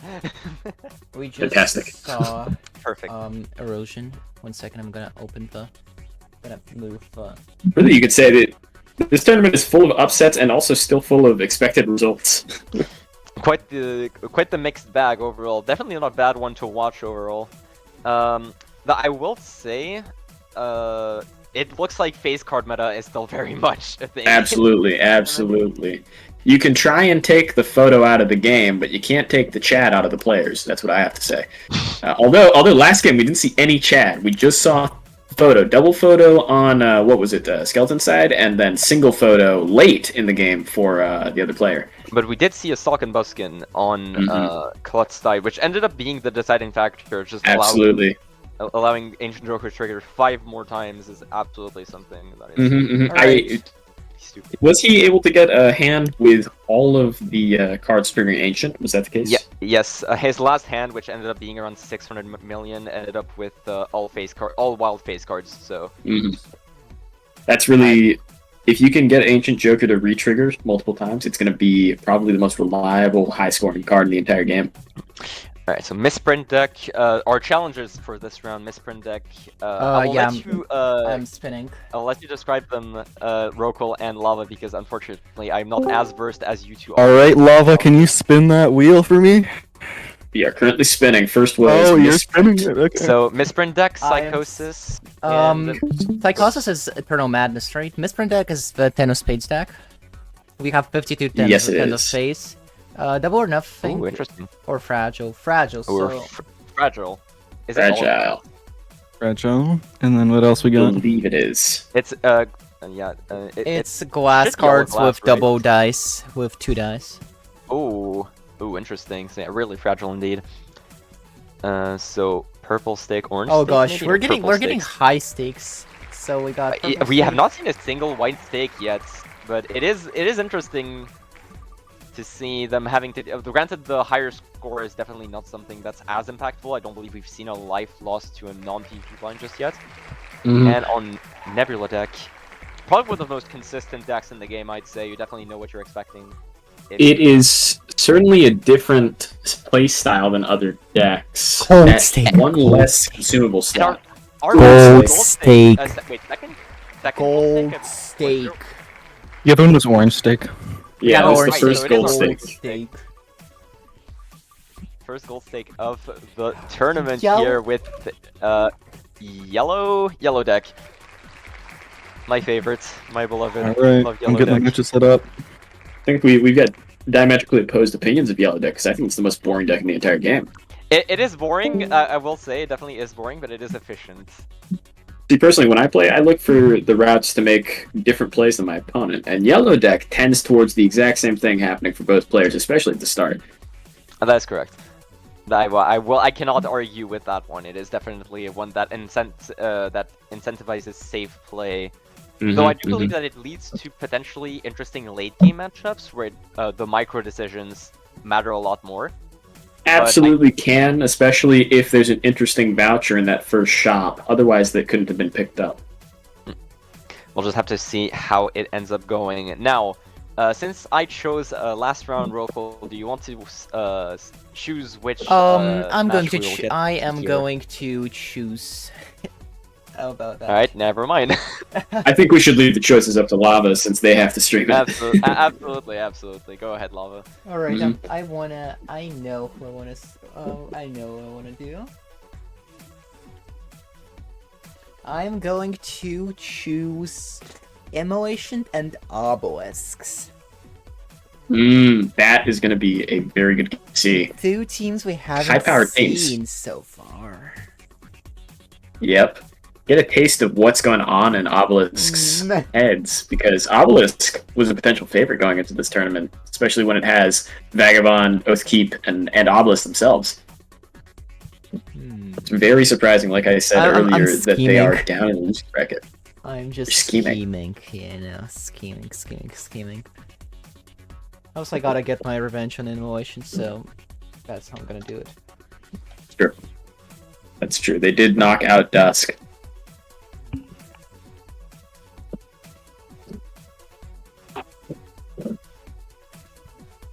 As for what's going to happen this game, what's the deck that'll be played on this game? Well, we don't know we don't know exactly what deck is going to be played, but amongst the challenges and decks chosen, and You know what? we You know what? your opinion. I think everybody's streaming on Twitch. You can choose a challenge or normal multiplayer. Oh, interesting. All right. Okay. So I we wanna have s- I wa- Fragile. We have Misprint. We have Fragile, we have Tens of Spades, we have the Glass cards, we have Purple Stake Nebula, and Yellow Deck Gold Stake. Mm-hmm. Yellow deck gold stake would be very, very traditional to see.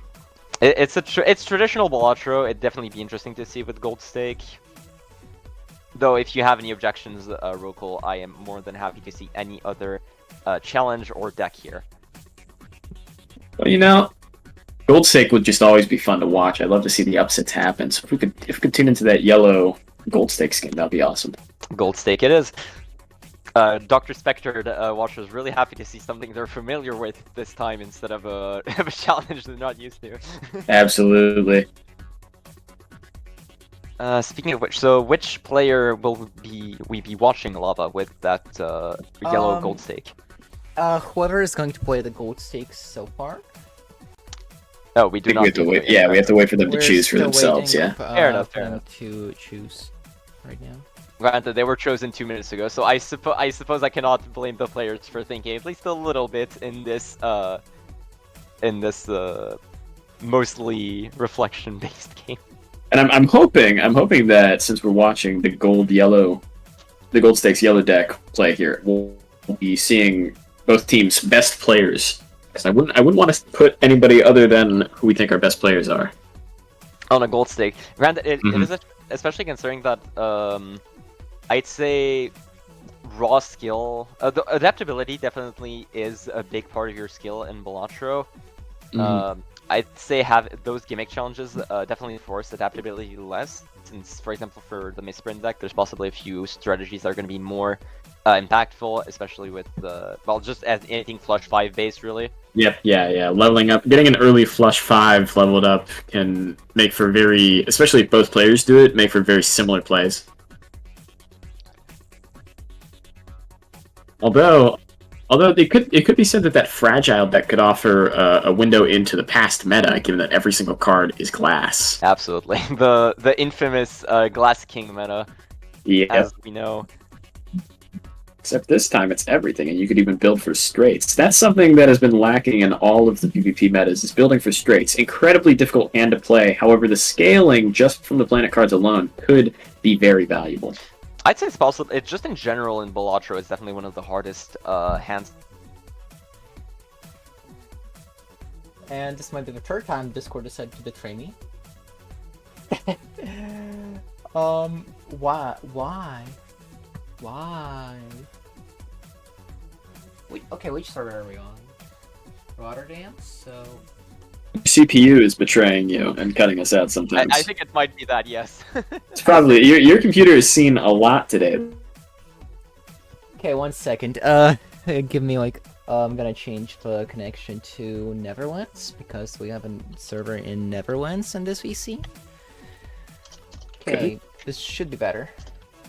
My computer has seen a lot. It's running in like since I opened and closed the game, it's running permanently in 10 frames per second. Is that what we hear in your background right now? I believe we are Fan- hearing the fan. I We're hearing the believe we fan. hear the fan. Yeah. Oh gosh. It's been ever present. do not explode. That is what we're. Okay, I have The only thing we shall ask. opened the one of the streams, which you might have seen. Yo, my computer's like. Good lord. The growing pains of a competitive scene, ladies and gentlemen, as you can see here. Okay, Still this- trying to figure out the best way to get these players on screen. It's been a struggle from streaming from the Discord to getting them to have their own. What did we do for the last weekly tournament? We like had them stream we to have- us through we have their a own good, OBS. We have a Oh. good one. Alright, so yeah, I streamed them through OBS, which is probably the best thing. Yes, but this time, since we've got so many competitors, we have to take directly from their Twitch streams, which is why we got that little lag. Very sorry. It's a lot. It is. It's just my I computer would being say in it's pain. It's definitely worth it. Mm-hmm. It is definitely worth it though, seeing so many point of views of so many great players though. Mm-hmm. Absolutely. And this is the hub where you can get all of them at the same time.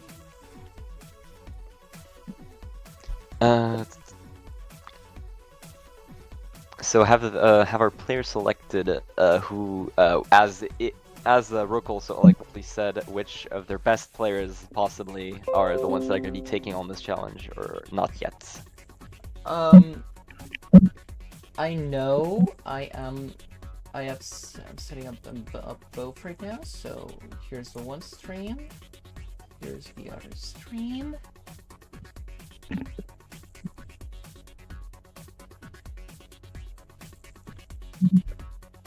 This person is Drumroll, please. Owen. Uh, Oh, Owen, yeah, Owen. Owen. Win. Wins. Let me just adjust this a little bit so it's like more Of center. course.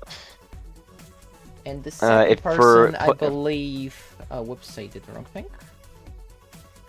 Properties. I believe this is. Let me check once again. Would rather not Yes, confuse that players. is correct. This is Marban. Marban. Any thoughts on those players, Rockle? You definitely know this scene more than I do. I'm intimately aware of Marban because he's taken me out behind the shed multiple times and shot me in the head. Owen is unfamiliar to me. I don't think I've ever even played him on the ladder, but Marban, an incredibly both strong them player and are very familiar really with good. gold stakes. Well, especially with gold stakes. Do we know Owen's username on the ladder, or He's just Owen. just Owen? I don't think he's not on the ladder. But Marban currently ranked number 22, just out of the top 20 on the ladder. Let me just check. I believe he's Owen, but let me just. Yeah, he is just Owen. Let me pull up the ladder, I guess. I did have it open. I do have it open. I do not see it. No, I do not see no one on the ladder, so it has to No be another Owen. username. Boy. Some obelisks. If my... I'll just hope my computer stops running in 10 frames per second, which... We can hear the pain. Alright, I believe the Oh, it's interesting, Owen. the viewers are probably. I don't think Owen has played ranked after the update, actually. Yeah, probably. He was ranked on the previous ladder. I do remember that, but I can't remember what position he was. Interesting. Not so like has- it matters a whole lot for the tournament, though. It all comes down to decisive moments here. Absolutely. This is not a race to first place here. This is just a matter of who can clutch up their win for their team. Mhm. Have we seen yet casting a match that they've won, their team has lost, and vice versa? Believe we have seen an immolation match. I don't think we've seen an obelisk match just yet, but it looks like we're getting into the game. We have Immediately starting. I believe these. We have. Have we? No, we didn't see an immolation match. We didn't see an immolation match? No? Okay. No, we didn't see the immolation match. We watched every single team that is in the game right now, except Right, for so this the two teams is- that are out. So this is the first time we're seeing both of these teams on stream. Both of the players clearing the first hand with ease. We saw. And immediately departing from one another. As we Yeah, see we both jokers being the same, but tarot cards being way different. Marvin choosing that spade flush, where Owen just wants to get those plan cards up, wanting that early score. Definitely This shows early that penny pincher could be very big, but since both players have it, they're both going to get the exact same econ from each other. You think this is going to cause them to roll down more often just because they know that since their opponents saw this as well and they most likely have it, they'll be going to exchange eco?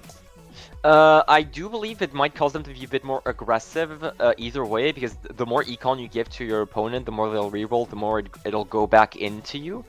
But you also have to consider the opposite, where just so it's either depending on whether or not you want to keep it low econ or just want to make sure that your opponent has as high as you do. Early certificate from both players, actually wanting those early blue and red, possibly blue. Blue, purple, and red seals, trying to build the hands out of them, getting a couple blue seals already. Provides early direction. If you get a red seal on a face card, that means you're probably going to be playing towards a photograph or perhaps even a AAA. A blue seal for both players. Both players are actually getting Venus as well. Three of a kind, rather easy, easier hand rather to build towards than a few others. Grim being picked up by Marvin, interesting. Choosing to go towards those aces already. I do wonder, do certificates is it on the same seed? Does it bring the exact same cards, or is it different? I'm not certain. I think it does, since they both got that blue seal there. I'm not sure what seed string it's on. I'm not sure what affects it. It might be its own independent. It looks like it's on the same seed for both players, since they both drew that blue seal. Both got an ace of diamond blue seal, so it does look like it'll give them the same cards regardless. One less RNG element to worry about, which is definitely a good thing, I would say. Marvin choosing to pick up that rough gem, and Owen choosing to skip it, wanting that early econ outside of the shops. Interesting pickup, I would say. It could be a very, very, very useful econ joker if you manage to pick up more diamond flushes. But other than that, it could be difficult to play with, given the fact that you're trying to draw these blue seal cards for both players. Wanting to get that early power, but the advantage is that you build more econ outside of that penny pincher, so it could help you distance yourself from the mirrored econ that we were talking about at the start. 6 cents being picked up by Marvin, wanting to thin out his deck a little more. Also looking for those spectral cards, a Rental Eternal Dusk appearing in the shop for Marban. Owen most likely going to roll into that as well at some point. This could be a very, very strong power spike for Marban here. It synergizes well with that rough diamond, and it also synergizes well with the fact that he's probably playing towards face cards.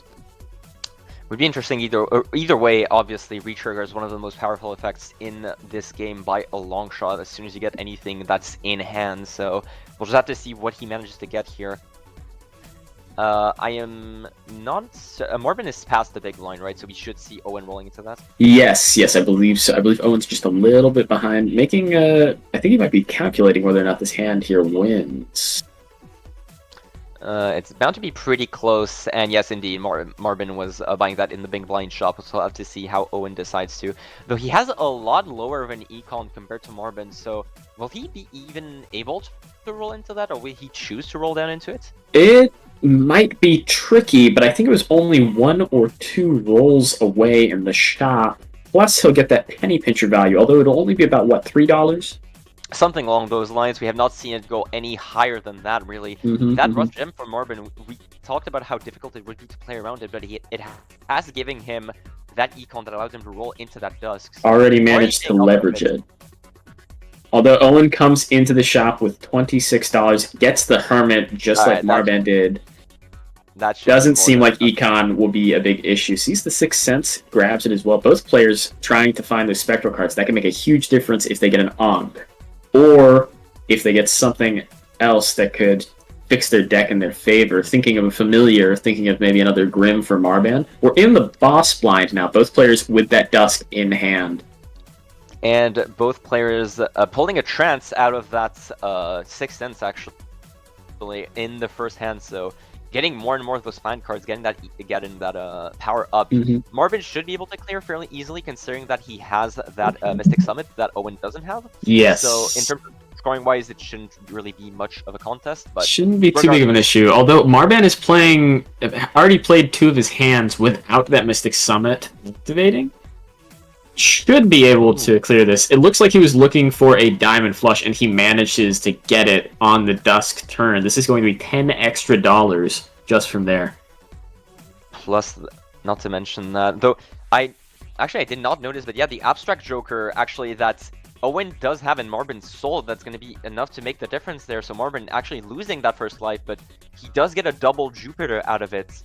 So double Jupiter plus $10 extra because of that rough gem. It looks like Marban was playing way more towards eco than we thought he might, and I think that's honestly a good idea. Not to mention those bonus dollars from the life he lost, allowing him to just thin out his deck as much to build more of his deck really towards that diamond flush. So just at this point, if you're Marvin, you just want to dig for those blue seals as much as you want, building up those Jupiters, because that's exactly what you're gonna need to do in order to beat Owen during this next box blind. If you're not business card for Marban as well, opts not to shake it.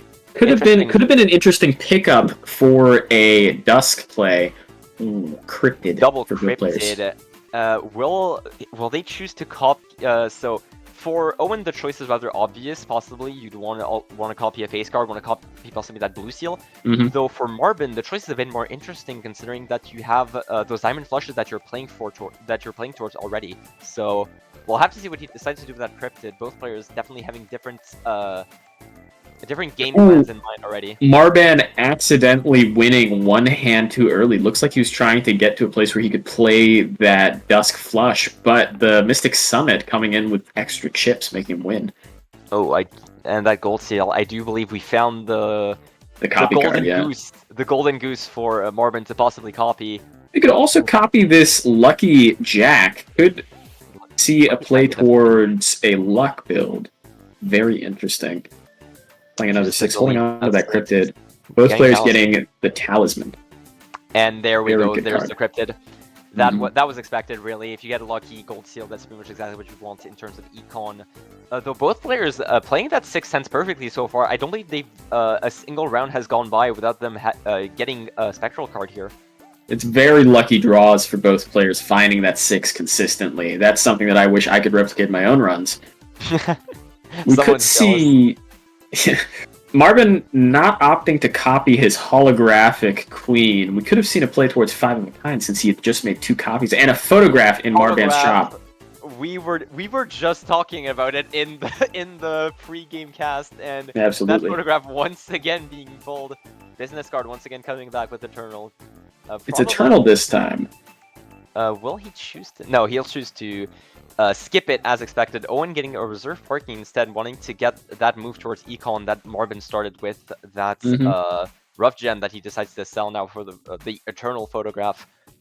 Interesting that he didn't choose to sell the Sixth Sense, actually, because I believe it is about to run out this round, possibly? I think it's 2 more rounds, I believe. 2 more rounds. I think Marban will get value out of it this boss blind, although I think both players only have 1 6 left in the deck. Maybe I believe Marban actually deathed a 6 of diamonds earlier in the game, so Marban has 2 chances to draw it. Meanwhile, I do not think Owen did that.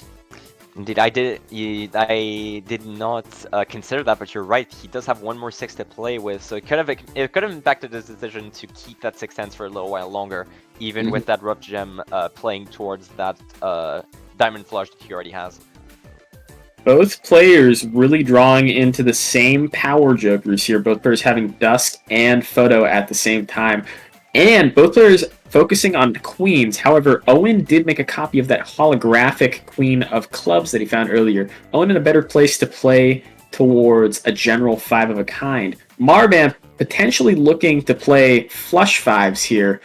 We may see him hold on to all of these queens here for a potential play towards a 4 of a kind. Does he have enough? No, he doesn't have enough queen of diamonds yet to make flush 5. He does not for a flush 5. I think we're still generally going to go for a flush hand here.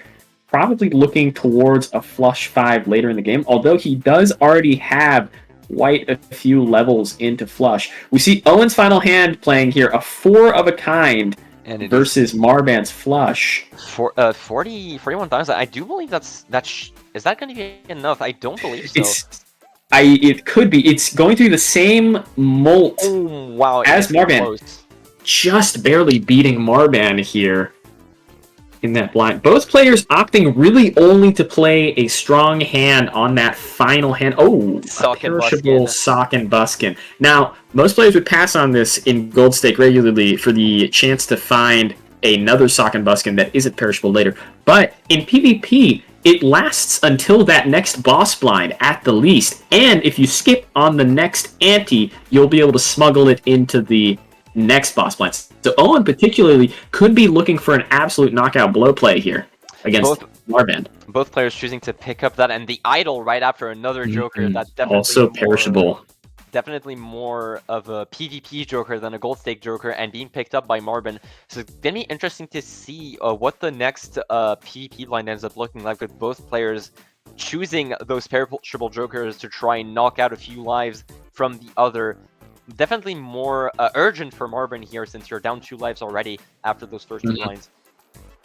Absolutely, and it looks like Marban's opting no longer to play down his hands for the dusk value, even though I think it would be on par, if not a better expected value, than just playing the hand straight up, since you get the re-trigger on potential lucky cards. Oh, and giving us a hint of what his strongest hand type is going to look like here. And he's going to get a planet card for that 4 of a kind. 124,000 looks to be the score for Marban to prove that he can beat right now. Interesting. I do believe also you could have used those bonus hands to, which is actually what he's doing right now, to dig for those blue seals that you had at the start. Which is more that could absolutely be the difference maker. Owen was doing it earlier and now has a decently high level 4 of a kind. Marban still sitting with the same levels he had on his flush as last time, although this time he's going to get double dusk re-trigger talisman value. Definitely going to help his econ out quite a bit, though. The fact that Owen chose to do so a bit earlier and has, once again, 2 blue seals for that 4 of a kind here, could very well make the difference once again. We did see that the last boss blind was only won by just a few thousand, so it could very well be the difference, 1 or 2 planet levels here. Absolutely. Money's on sale for Marban in this shop. He's probably going to dig down real hard here to try and find a difference maker. That idol that Marban has hit the King of Diamonds. Since he's still playing flushes and he's playing towards Diamond, that could be a pretty big equalizer here. And it might set off the plan for Owen. Not to mention the photograph that he already has with Sock and Buskin, everything triggering for that face card here. So we could wow. Acrobat. That is huge. Potential for Owen. Yeah, potential for Owen not to see that. Although he does have $71 in his bankroll. Could Discord betray me once again? I swear to God. Ah. Okay, let's just hope it reconnects. Both. Oh, yeah. So sad. Both players playing that gold stake econ perfect. Both players playing that gold stake econ really well and just managing to find those power jokers. And Marban already rolling into 2 Kings of Diamond. That is what his idol is triggered on right now. Looks like the plan. Yeah. You gotta remember that is only going to be for this PvP blind. That's gonna perish possibly before the next one. But yeah, that should be more than enough. That should be more than enough to clear that boss blind at the very least. But the next one could very well go back into Owen's favor, and then it's last life for Marban. Marban also with a Devil and a Fool. could turn that blue seal into a gold card if he remembers to. Also needs to clear up space Choose to for do the so. flush. Wonder if he'll do so as well for the Flush two hearts house. as well. Chooses to keep it probably for Yeah. death. I think he's hoping to find that death here, and opts to play a flush house instead of his leveled flush. Still scores more than his regular flush, and since it has 3 of those kings of diamonds, that's 2 to the power of 3. Yeah, Which that is is more than times enough to 8. utterly obliterate that score, but that's going to crash and burn going into the next boss line, really. Owen could be fake that. Oh, an invisible joker for both players in the shop here. Owen might be thinking that Marban dug a bit deeper than him and found something unique. Could possibly could be see- the case. Could see a scramble from him here. Both players will lose access to this Sock and Buskin soon. It will not be alive during the next boss blind. And the tribe, Marbin, that's a decision to move towards flushes at the start, definitely paying off, though, and immediately finding another Sock and Bus. Perishable Sock and Buskin. It's really... Owen debating on both that these mime players, a here. lot of- Ooh, and a Bloodstone in the shop. Bloodstone plus Retrigger could be very, very, very powerful here. It is Eternal. Can't sell out of it to try and copy that Dusk. Do you want to pivot towards Hearts when you aren't built towards them? It's definitely a complicated decision to make, especially when you already have the Invisible Joker. So if it lands on that Bloodstone and you can't find enough Sun cards, you're going to be in a world of trouble. But that Owen means Owen opts to take. Yeah, Owen opts to take the Bloodstone and also takes the Eternal Mime. A lot of copies here that could make a very powerful deck. However, splitting your focus with in-hand retriggers versus like played hand retriggers could really divide Owen's potential power. I do see it from Owen's perspective in the sense that you're playing both sides, sort of, and even if you don't play towards a lot of seal cards, that gold card value is definitely going to help, but you're potentially hindering your later rounds if Marbin gets more in-hand retriggers compared to you, whereas Yes. you're stuck with that mime, which only helps in terms of those gold cards, those blue seals, etc. And right now, for this next boss fight, Marban is absolutely going to have the favor with more of those in-hand retriggers with the Sock and Busket active and a potential Seltzer here. Goodness, that one. Oh my gosh. Well, granted, it is temporary by default. You got to consider, but Mhm. I do believe if Marvin plays his cards right, it might just last longer than the Sock and Buskin. The Granted- issue being, of course, it has a little bit of anti-synergy with the Dusk. You need to play down your hands to get access to Dusk, but with- Seltzer, with the perishable. Acrobat as well. With both of those Jokers, actually, a bit of an anti-synergy. You might only use it for one boss blind. Marvin, watch this again, choosing a fairly risky Joker that he's going to have to sell for the next boss blind. Living life on the edge here, as one would say. And it's a scramble for both players trying to get both of their hands pushed towards that Hearts now, both of them having that Bloodstone. And Owen, that Death card definitely going to help in that matter here. Mm-hmm. I will say Looks- Owen having 4 cards in his hand instead of 5 is definitely helping him towards that Bloodstone at the start at the very least. It could be a long-term hindrance for him, given the fact that you want at least 5 cards to play. But going from a 4-of-a-kind to a 5-of-a-kind play is relatively easy to do. The only issue is that you don't inherit those levels, and Owen has 12 levels on that 4-of-a-kind right now.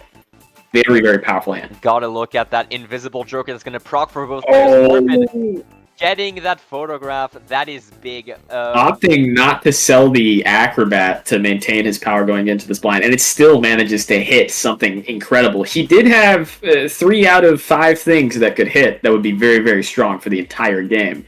Even copying that Seltzer could have been a very strong play. Does it reset the number of uses, actually? That is a Bellator question that I do not know the answer to. Reset the number of uses for Seltzer, or Yes, for Seltzer. no? It copies the current amount of uses. So since that Seltzer I think is on 6, it would have copied a 6-use left Seltzer. So it would have only been useful for that boss fight as well. Exactly. This is going to be a really high-powered round. I cannot see a way where Owen is able to take this over Marban, just given the fact that he's got effectively double the And re-triggers. double Both photograph players. Both players. Both players with double photograph going into this boss blind. But Owen chose to sell that Acrobat, actually not wanting to risk it, Mm-hmm, meaning that Marban has that plus the Seltzer here, so Marban should be able to clear that boss blind fairly easily compared to Owen. We'll have to see. The real fight here is going to be whether or not the 4-of-a-kind hand levels outdo Marban's re-triggers. I'm not sure I would bet against it. It's going to be complicated, especially considering that Marban... well, you gotta consider that he's already built towards Diamond, so that Bloodstone not doing that much good for him, really. Yeah, it's true, it's true. If Owen can play a 5-card Heart's Hand and Bloodstone activates on all of them, that could be a big equalizer. But he needs to play that 4-of-a-kind. Or even he needs to play that 4-of-a-kind, even 4 yeah. Queens of Hearts would be like more than enough, I would say, especially if you consider that Dusk is bound to be in play during that. Another thing to think about, since Owen took that mime, he only needs to hold on to 1 blue seal in his hand to get full value Absolutely. out of the planet cards. So once that hand being played by Owen, it is in the 8 million range, and Marban has 1 more hand left. Going to be quite the battle. He does pull a few. He does pull the diamonds he needs, but doesn't make room for no the planet card after play. No Bloodstone. I believe that's not going to be enough. It might be. No, it is not enough. Wow. Absolutely no Bloodstone, yeah. By 7 times even. So yeah, that lack of Bloodstone biting him quite a bit, immediately pulling a Sun card after, but that means that Owen has it as well. We could see a flush 5 build going from Owen here. If he can get another Queen up to a Heart here, with the amount of Blue Seal power that he has with the Mime, I would not be surprised to see many Arises activated during this ante. I think that's absolutely what Owen is going to be looking towards here. He was toying with the idea of playing the 5-of-a-kind anyway last hand. But I think really the major difference that hand came down to the fact that Owen has quite a few more enhanced queens and a better hand type to play than Marban, even with all of his re-triggers. Oh goodness! And there comes all the queens coming forward here. Digging for that one last possible gold card here, which he does pull. I think here we're just gonna see him play that flush 5 possibly with that Sun. But before he plays, it's gonna make it those queens that are not lovers into Hearts cards so that he gets full value. This might be the first time we see a flush 5 from Owen. He needs to unlock it to get those planet cards first. Yeah, but as we said, the Mime already giving him the two planet Eris, yes. Yeah, 2 Arises. Immediately shooting his molt up quite a bit, which with Bloodstone, that's going to do a lot. Is Marban able to catch up here with that? He may be. He needs to play really heavy in towards that Red Seal Jack, although both players have the double face card and Dusk combo, so really, both of his builds looking very identical here. Marban's plan to get a better hand here is going to be to pick up another re-trigger for face cards here. He has the open slot for Sock and Buskin, while Owen is crowding it out with that blueprint. That hurts. Everything. And Marban's going to be able to see it too! Everything is eternal on Owen's side. He literally It's true, he literally can't sell. There's no way for him to get a Ectoplasm in that situation either, since we're not on Ghost Tech. That second re-trigger could be huge for Marban if he can get more hearts on the board. That is really devastating if you're Owen. There is no way for Owen to grow his hand type more other than getting steel cards on the board. It's steel cards, planet cards, pretty much anything that you... Those are the only things you can play towards, really. Now that you have that flush 5 unlocked, you have those queens, you have everything that you need. Now what's with all those Eternal Jokers? Absolutely. Although, we have to consider that Marban is on his last life here, so if Owen is able to get some more levels into that flush 5 and have a Bloodstone proc like crazy, it might not even be possible for Marban to outscore it, given the fact that he doesn't have a super focused hand type. It is a matter of whether or not Marban can get those hearts going in that ante. Still no Suns from Marban, I don't think. I don't think he's focused on turning any of the cards into hearts yet. And Owen, unfortunately, missing a round to get some Arises here, get some Marses instead. Oh no! Can't manage to catch back up, and that hanging Shad. Oh the no! Shad. It all hurts so much. This is a common issue if you're in Gold Stake. You want to take early powerful jokers so you can actually clear those blinds, but you end up with 5 Eternals sometimes, and you just can't do anything about it. Even that Let's Go Gambling could be a play towards Bloodstone as well, and a play towards more Econ. Good lord. Thankfully, getting that one air is leveling up just a little bit. Comparing both hand types, I do believe that Flush 5 would be a bit better for him. It still would be better because of the Bloodstone, yeah. Yeah, it is one more trigger of the Bloodstone that you gotta consider, but 3 to 1 life. If Marvin can get something going here, it could be, but it's a matter of if Owen can pull those 5 Queens of Hearts, because as we've seen during the last round, it's not a guarantee. Though that Sun and Strength could definitely help him build his hand during the round towards it. He's already basically pulled the Flush 5 here. He has that Blue Seal Jack that he can strength up into a Queen, and he doesn't need to use it. That is the important part here, so that he can possibly get some planet levels if things don't go wrong. We also see the 2 steel cards that you were talking about in his hand to boost that hand further as well. So now we're just gonna have to see how it goes. And neither player, well, I don't know if Marvin actually has the hand that he...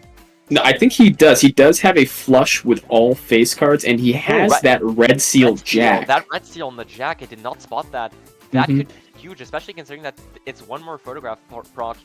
Copying the photograph. What do you think the optimal copy here is? Is it I do the photograph or the Jack? I think it's the Dusk because of the Bloodstone, since you're playing hearts here. Indeed, since you have that additional 5 Bloodstone triggers, I do believe it is the better call. Both players trying to get the other player to play their hand first, wanting to see what the other is capable of. In a game of chicken, Marban has to play his hand first, since he is below the chips that Owen is currently under. Is there a time limit for this? There is no time limit here. I think there probably should be. Maybe something to think about for next update. But Marban has to score higher just on principle here, right? Absolutely. So that's the game of chicken. Granted, the fact that Marvin has more triggers here, I do believe that he'll be able to beat Owen during that boss blind. Should be, even with the difference in hand level. The ordering here does matter. You want your enhanced jokers that provide potential molt before your regular cards. So Marvin now with optimal ordering on his hand type. Owen, I think, really is just kicking back and waiting to see what Marvin plays. It's just anything really, just waiting for either player to play their hand. I do believe we're gonna need to see. It is not streams bugging out, so Marvin finally pulling the trigger, getting all of those photograph and Bloodstone triggers on board. Granted, we do remember it's 1 and 2, but final score will be 106 million for Marvin. And Owen finally pulling the trigger as well. With an unoptimal hand. The ordering on this hand is a little bit off. That regular Queen should have been in the back. It might not mean a whole lot, but the Bloodstone triggers without those hollows, and it's half of what Marban scored. You're right, that additional plus 10 molt, it might not mean that much, but in those games where it's this close already, that could be a breaker. That's oops, all 6s. Neither player can really afford to take this. Marban would have to exchange a blueprint for it, and I don't think that's worth it. I don't think that's worth. I don't believe that's worth. If you can copy the Dusk, that's already a guaranteed more. That's more triggers on your double photograph. That's more chances to trigger on the Bloodstone in general, even if it's not guaranteed. I do believe it'll be skipped for both. Really hurts to see. You would, if you could, trade out one of these photos for that oops all 6s. Absolutely, but unfortunately, this is not the world we live in. The gold stake biting both of those players, but definitely biting Owen more with that Eternal Mime that he cannot exchange. It is definitely giving him a few more advantages when it comes to econ and card level, but as we see, Marvin now firmly in the lead with everything here. He is debating on it. He's debating on that oops all 6s, but doing a little bit of math. He's opting to skip instead. Yes, it will be skipped. As we stated earlier, Owen really cannot grow any more powerful than he already is right now. He got to the most powerful he could last hand with 2 steel cards in his hand after it was played. That's the maximum benefit that mime can provide. That does provide about as much benefit as the Acrobat does for Marban. If he can get some red seals on it, it could beat Acrobat a little bit. But without the extra re-triggers from the copying of Dusk that Marban has, I really don't see a way for Owen to get back in this. Yeah, it's really difficult. And you got to consider as well, just being in PvP, same seed means that if you find a Deja Vu, if you find an Ectoplasm, if you find anything, that means your opponent has a chance of getting it as well. And for Owen, that means that you can't really grow that much more powerful than Marvin does. Absolutely. If you get a red seal, that means Marvin gets it as well. And with his Joker setup, it's just as powerful, if not more so. Owen opting not to use the Chariot on the King of Spades with the blue seal also results in him getting one less Heiress than necessary. Could be a little bit of a tilt play. Could also just be holding onto that Chariot for the boss blind. It's hard to say. Could be either or, really, but I do think that it's just him trying to maximize his boss score as much as possible. You gotta consider he knows Morbid is on one life. He knows that he only needs to win one, so finding every single way to just maximize that one hand that matters is probably the play that he's going for. Opting not to take the clearance sale voucher as well, just looking for roll downs, trying not to take away his interest value so much. This is a tricky situation for Owen. He knows that he can't grow more. We've seen him go from dominating this game in full force to just Morbin catching up to him and now keeping firmly in the lead, just not able to, not giving Owen even an inch right now.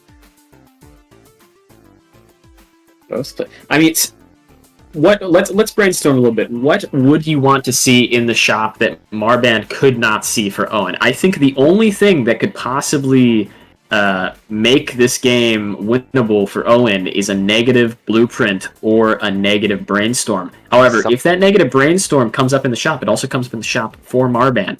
Yeah. So I think you literally would need a negative blueprint in the seed next shop to pop up for this to become a more winnable game for Owen.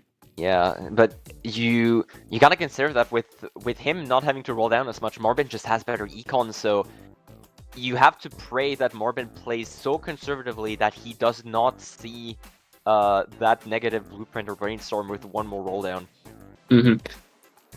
This Familiar was a really interesting play too. There was the chance to find a glass Queen of Hearts with some sort of aura enhancement on it, although Marban would have also found it. He's playing towards basically the same hand, just a little bit easier to make than Owen is. And it's Magnet, that's funny. I don't think Virtualize has put in the code so that it can't appear as Eternal yet. You gotta consider that for the next update. It is funny to see though, I must say. But... Very, very funny, very funny. Alright, so both players now digging for the hand that they want. Morbin wants to see that Jack, Red Seal of Hearts, anything hearts really for Morbin, as he has built his deck towards it a little bit more than last time. We do have to consider last round's score for Marban was 100 million, yeah? Without that red seal on that Jack, it could have been closer to 51 million. Yeah, so if he doesn't draw that Jack red seal, he's in danger. Yeah, that double photograph proc, and he doesn't actually draw it. Doesn't. This could be the way out for Owen. Owen with 3 steel cards on the board. That's one more than last time. This could score far more than his previous hand. This could be the way back in. This is exactly the same ending as we've seen during the last game, where that red seal that wasn't procced. And we see 43 million. 43 million. Can Marban score more than 43 million without that red seal Jack at the front? That basically cuts in half his maximum potential score from last time. We'll see it here. I'm scared to say, but it might come down to Bloodstone procs. I think it absolutely does. It procced twice, 4 times. Okay, it has procced more than enough times. I do believe that he'll come out of this one unscathed. And yes, he does. More than twice, even without that red seal. Those procs from the Bloodstone allow him to stay in the game. Definitely a bit of a scare if you're Marvin here. But... Absolutely. That must have been a very low Bloodstone proc rate last time then. Possibly either that or just Polychrome. Choose to take it regardless. Another oops is Magnet once again, but you don't want to sell any. Honestly, what would you even take if you're Marvin here? Possibly a Suck and Buskin? I don't think you take any. Sock and Buskin potentially works better than the copy Dusk, but I think if you're Marban, you don't think you need anything else. You're in complete control of this game. Yeah, you're already in control. Both players on 1 life now. You just have to. Right now, your objective, that ante, if you're Marban, is to try and prevent the same mistake from happening that last ante, which is just to find that one red seal jack, copy it twice, and duplicate it with the full death in his hand right now. Absolutely, and actually chooses to copy the queen. Interesting. For immediate power. Could it be a play towards starting a flush 5 build? I think this late into the game, just go with what you've already got, right? It's a bit late for that turnover, yeah. I'm indeed surprised by that. He does get it. Same hand type as Owen. With the blue seal steel jack in his hand, he could have held it, but it looks like he knows that he really just wants to play flushes here. Either that or he is going to play this flush 5. I don't know. It's a bit indecisive. Would you want to copy flush 5 this late into the not copy, discover flush 5 this late into the game? I think if I do, I also want to hold on to that blue seal steel that I had to get the level on it. But I think really he's fishing for what the potential maximum score with that even unleveled is. He sees that it's about 7 million. It is not higher than what he had last time, but it is without the red seal. Possibly fishing for a strength on that jack, maybe? Absolutely could be. Very much could be. Opting to take the Hung Man instead of... Well, never mind. It's a double pack. I can't read. It is fine. No worries. Malatro players cannot read, same as any game. It's true. It's very true. We only deal with numbers here. Exactly. Really, Owen's really just hoping for a Spectral Pack to show up with a Ectoplasm here to grow any stronger at all. And even then, his Econ's in kind of a dire strait here. I wonder what your... Any... Discord is betraying me once again. Resolving. Please. Never wins. Okay. Let's go back to finding that red seal, and okay, we're good. He does not have death in his fool anymore, so he cannot copy it. So very finding sad. that red seal, but unfortunately just not getting it. So does he still have the purple seal in his deck? I do believe he does, but with 2 hands, I don't believe he'll find it. And also no discards. Yeah. It'll be interesting to see what his maximum score is, though, with this. Let's see it. With how many... so 1 Bloodstone proc, 2 Bloodstone procs, 3 Bloodstone procs, 4, 5, 6, 8. And it is 255 million. If you're Owen, it might just be curtains if you can find that red seal for Marvin. I think even without the red seal, I think he scores more than Owen, no matter what here. Also, do note that since the last boss blind, he has also cut down his deck quite a bit with a few hung man. So you have that. Still at 53 cards. Still at 53 cards. Owen with 50 cards in the deck. Although I'm not even sure it matters anymore to find that red seal jack. I think Marban might just absolutely have the kill shot on Owen here. Oh, there's a strength. Do you take that gamble? Do you take the gamble of flush 5? I am just interested to see if he goes for it. He doesn't. I think the optimal play, especially when you know that both of you are on 1 life, is to never take it, since you have a level 14 flush with practically double the mult. But consider, it would be extremely funny. It would be. It's true. That is all we care about here. We are not invested in these players. We are invested in the content. Exactly. The entertainment value. Us casters must stay neutral no matter what. But regardless, he does keep a slot open for that purple seal. If it is a death, if it is anything along those lines, it could also just seal the deal. Guaranteed win, basically. If he's able to catch this death from that purple seal and he finds the red seal jack, it's over. Yeah. For now, it just chooses to. Now you need to dig as far as you can for that red seal. Chooses to keep a lot of this in hand. Actually, chooses to be rather conservative with his digging. Kind of playing a bit sketchy, yeah.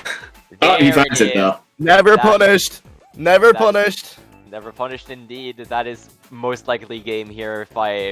If I were a betting man, that would be game, but... He does need to get rid of one of these queens at least and not draw another one, or else he won't be able to play a flush full of enhanced cards.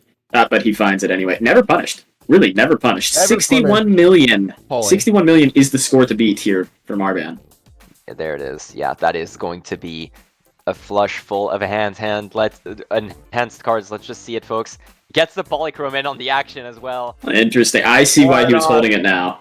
I see why he was holding it. That is also practically a glass card played. That is practically a glass card, good lord. Okay, let's see it, folks. We already know it's a win, most likely, unless Bloodstone decides to be an utter... Bing, bing, bing, bing, bing, there bing, it bing, is, there bing, it is, bing, there bing, it is. bing, bing, bing, bing, bing, bing, bing, Possibly bing, the bing, billion. Oh! There it is, It's all over the screen! The 3 billion. 3.25 billion. Those Eternal Jokers being the death of Owen, the one of the many downsides of playing on Gold Holy. Stake here. And Marvin just played, I would say Marvin played for the late game definitely better than Owen did. Absolutely, he did. Yeah, it was just a couple of decisions that made the difference here. Great comeback from Marvin. We were talking about it during the pregame as well. Just those micro decisions coming back to bite Owen during the late game. Overall, it's still an amazing game to watch. But as you said, actually, Gold Deck is just making plays were really similar in general. Both players going towards a really similar type of hand there until that blueprint from Marvin just pretty much sealed the deal. More retriggers, more opportunities to get that photograph. That's that Dusk going really. Absolutely, that split decision making might work on the ladder, choosing that Eternal Mime instead of leaving your slot open so that you can generate more planet cards. That might work on the ladder, but in a tournament setting when you know that your opponent is going to see basically all the same cards as you, finding the difference between you two is the largest priority. And if you leave yourself open to not be able to make choices by taking an extra Eternal, it's over. Absolutely, that's you did say it. That's just splitting between in-hand molt and played molt, or rather in-hand bonuses, but in played bonuses just coming back to bite him really. No Baron, nothing along those lines that he could really pair up with that mime.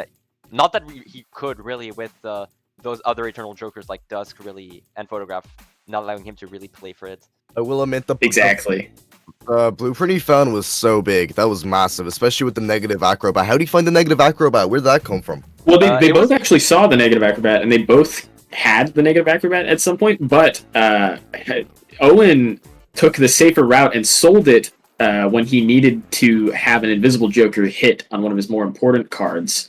Ooh. Yeah, exactly. Well, that's the big difference. I think that was a really, really crucial decision. I mean, I don't know about you, but having that times free on the final hand, it makes a difference. It did matter a little bit because there was that one hand where Marban scored 100 million instead of the 50 million that Owen scored. Definitely a couple of antes where it mattered, but that last ante was just a complete and utter blowout. But it was. Oh no! Like his deck was complete. Marvin was like, as soon as he collected that blueprint and he was ready. That's all he needed. Absolutely. Like 100%, he won the game from there. All he needed to do was focus on fixing his deck. And I mean, it's quite easy when you know you have perfect jokers to fix your deck. And you should have seen his economy. He had so much money. He was always rolling over $100 each ante. It was so rich. He was money gaming. He put the money in my pocket. Absolutely, both players playing really heavily towards those Gold Seal Talisman cards. Do we have the next game coming on here? Also, I think we're going to be switching out. Yeah, we might want to switch out casters. Switch out casters. For taking a bit. I will see you guys a little bit later. Yep, exactly. We'll be back soon. Pleasure casting with you, Roko. Yeah. Right.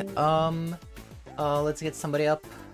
I guess I am alone now. So this is Zeno and KazGB. They are having a replay right now. I'm putting them on the big screen. This is the same round. We're having Obelisks and Immolation.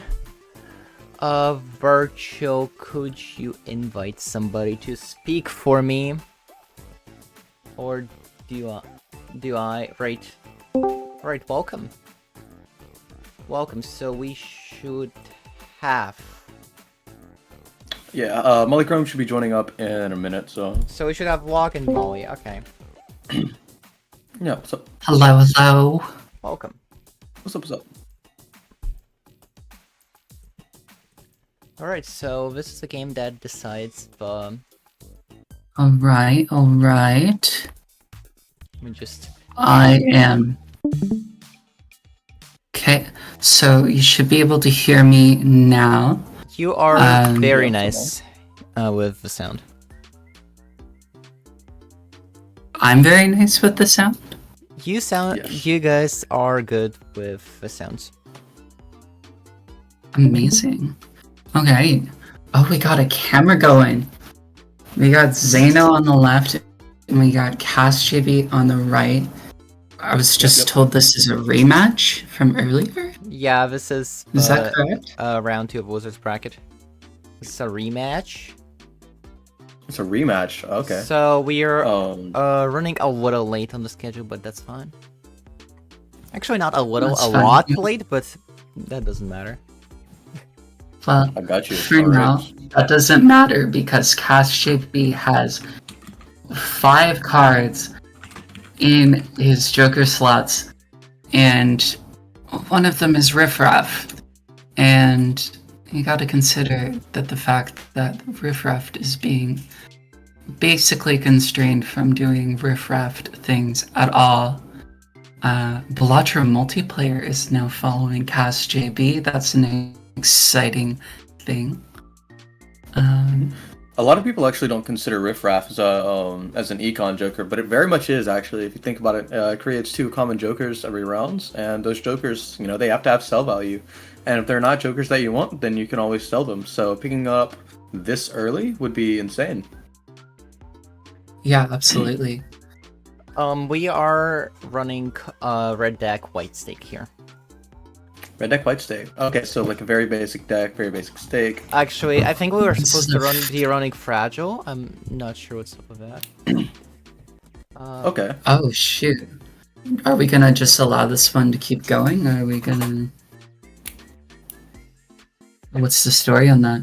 It's early on, so we can consider whether or not we allow that to go through, or we allow for big fragile.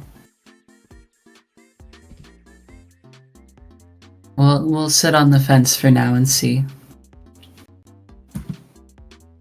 It's just interesting, all these jokers are common and basic. You'd see them all around. It's very early on in the game.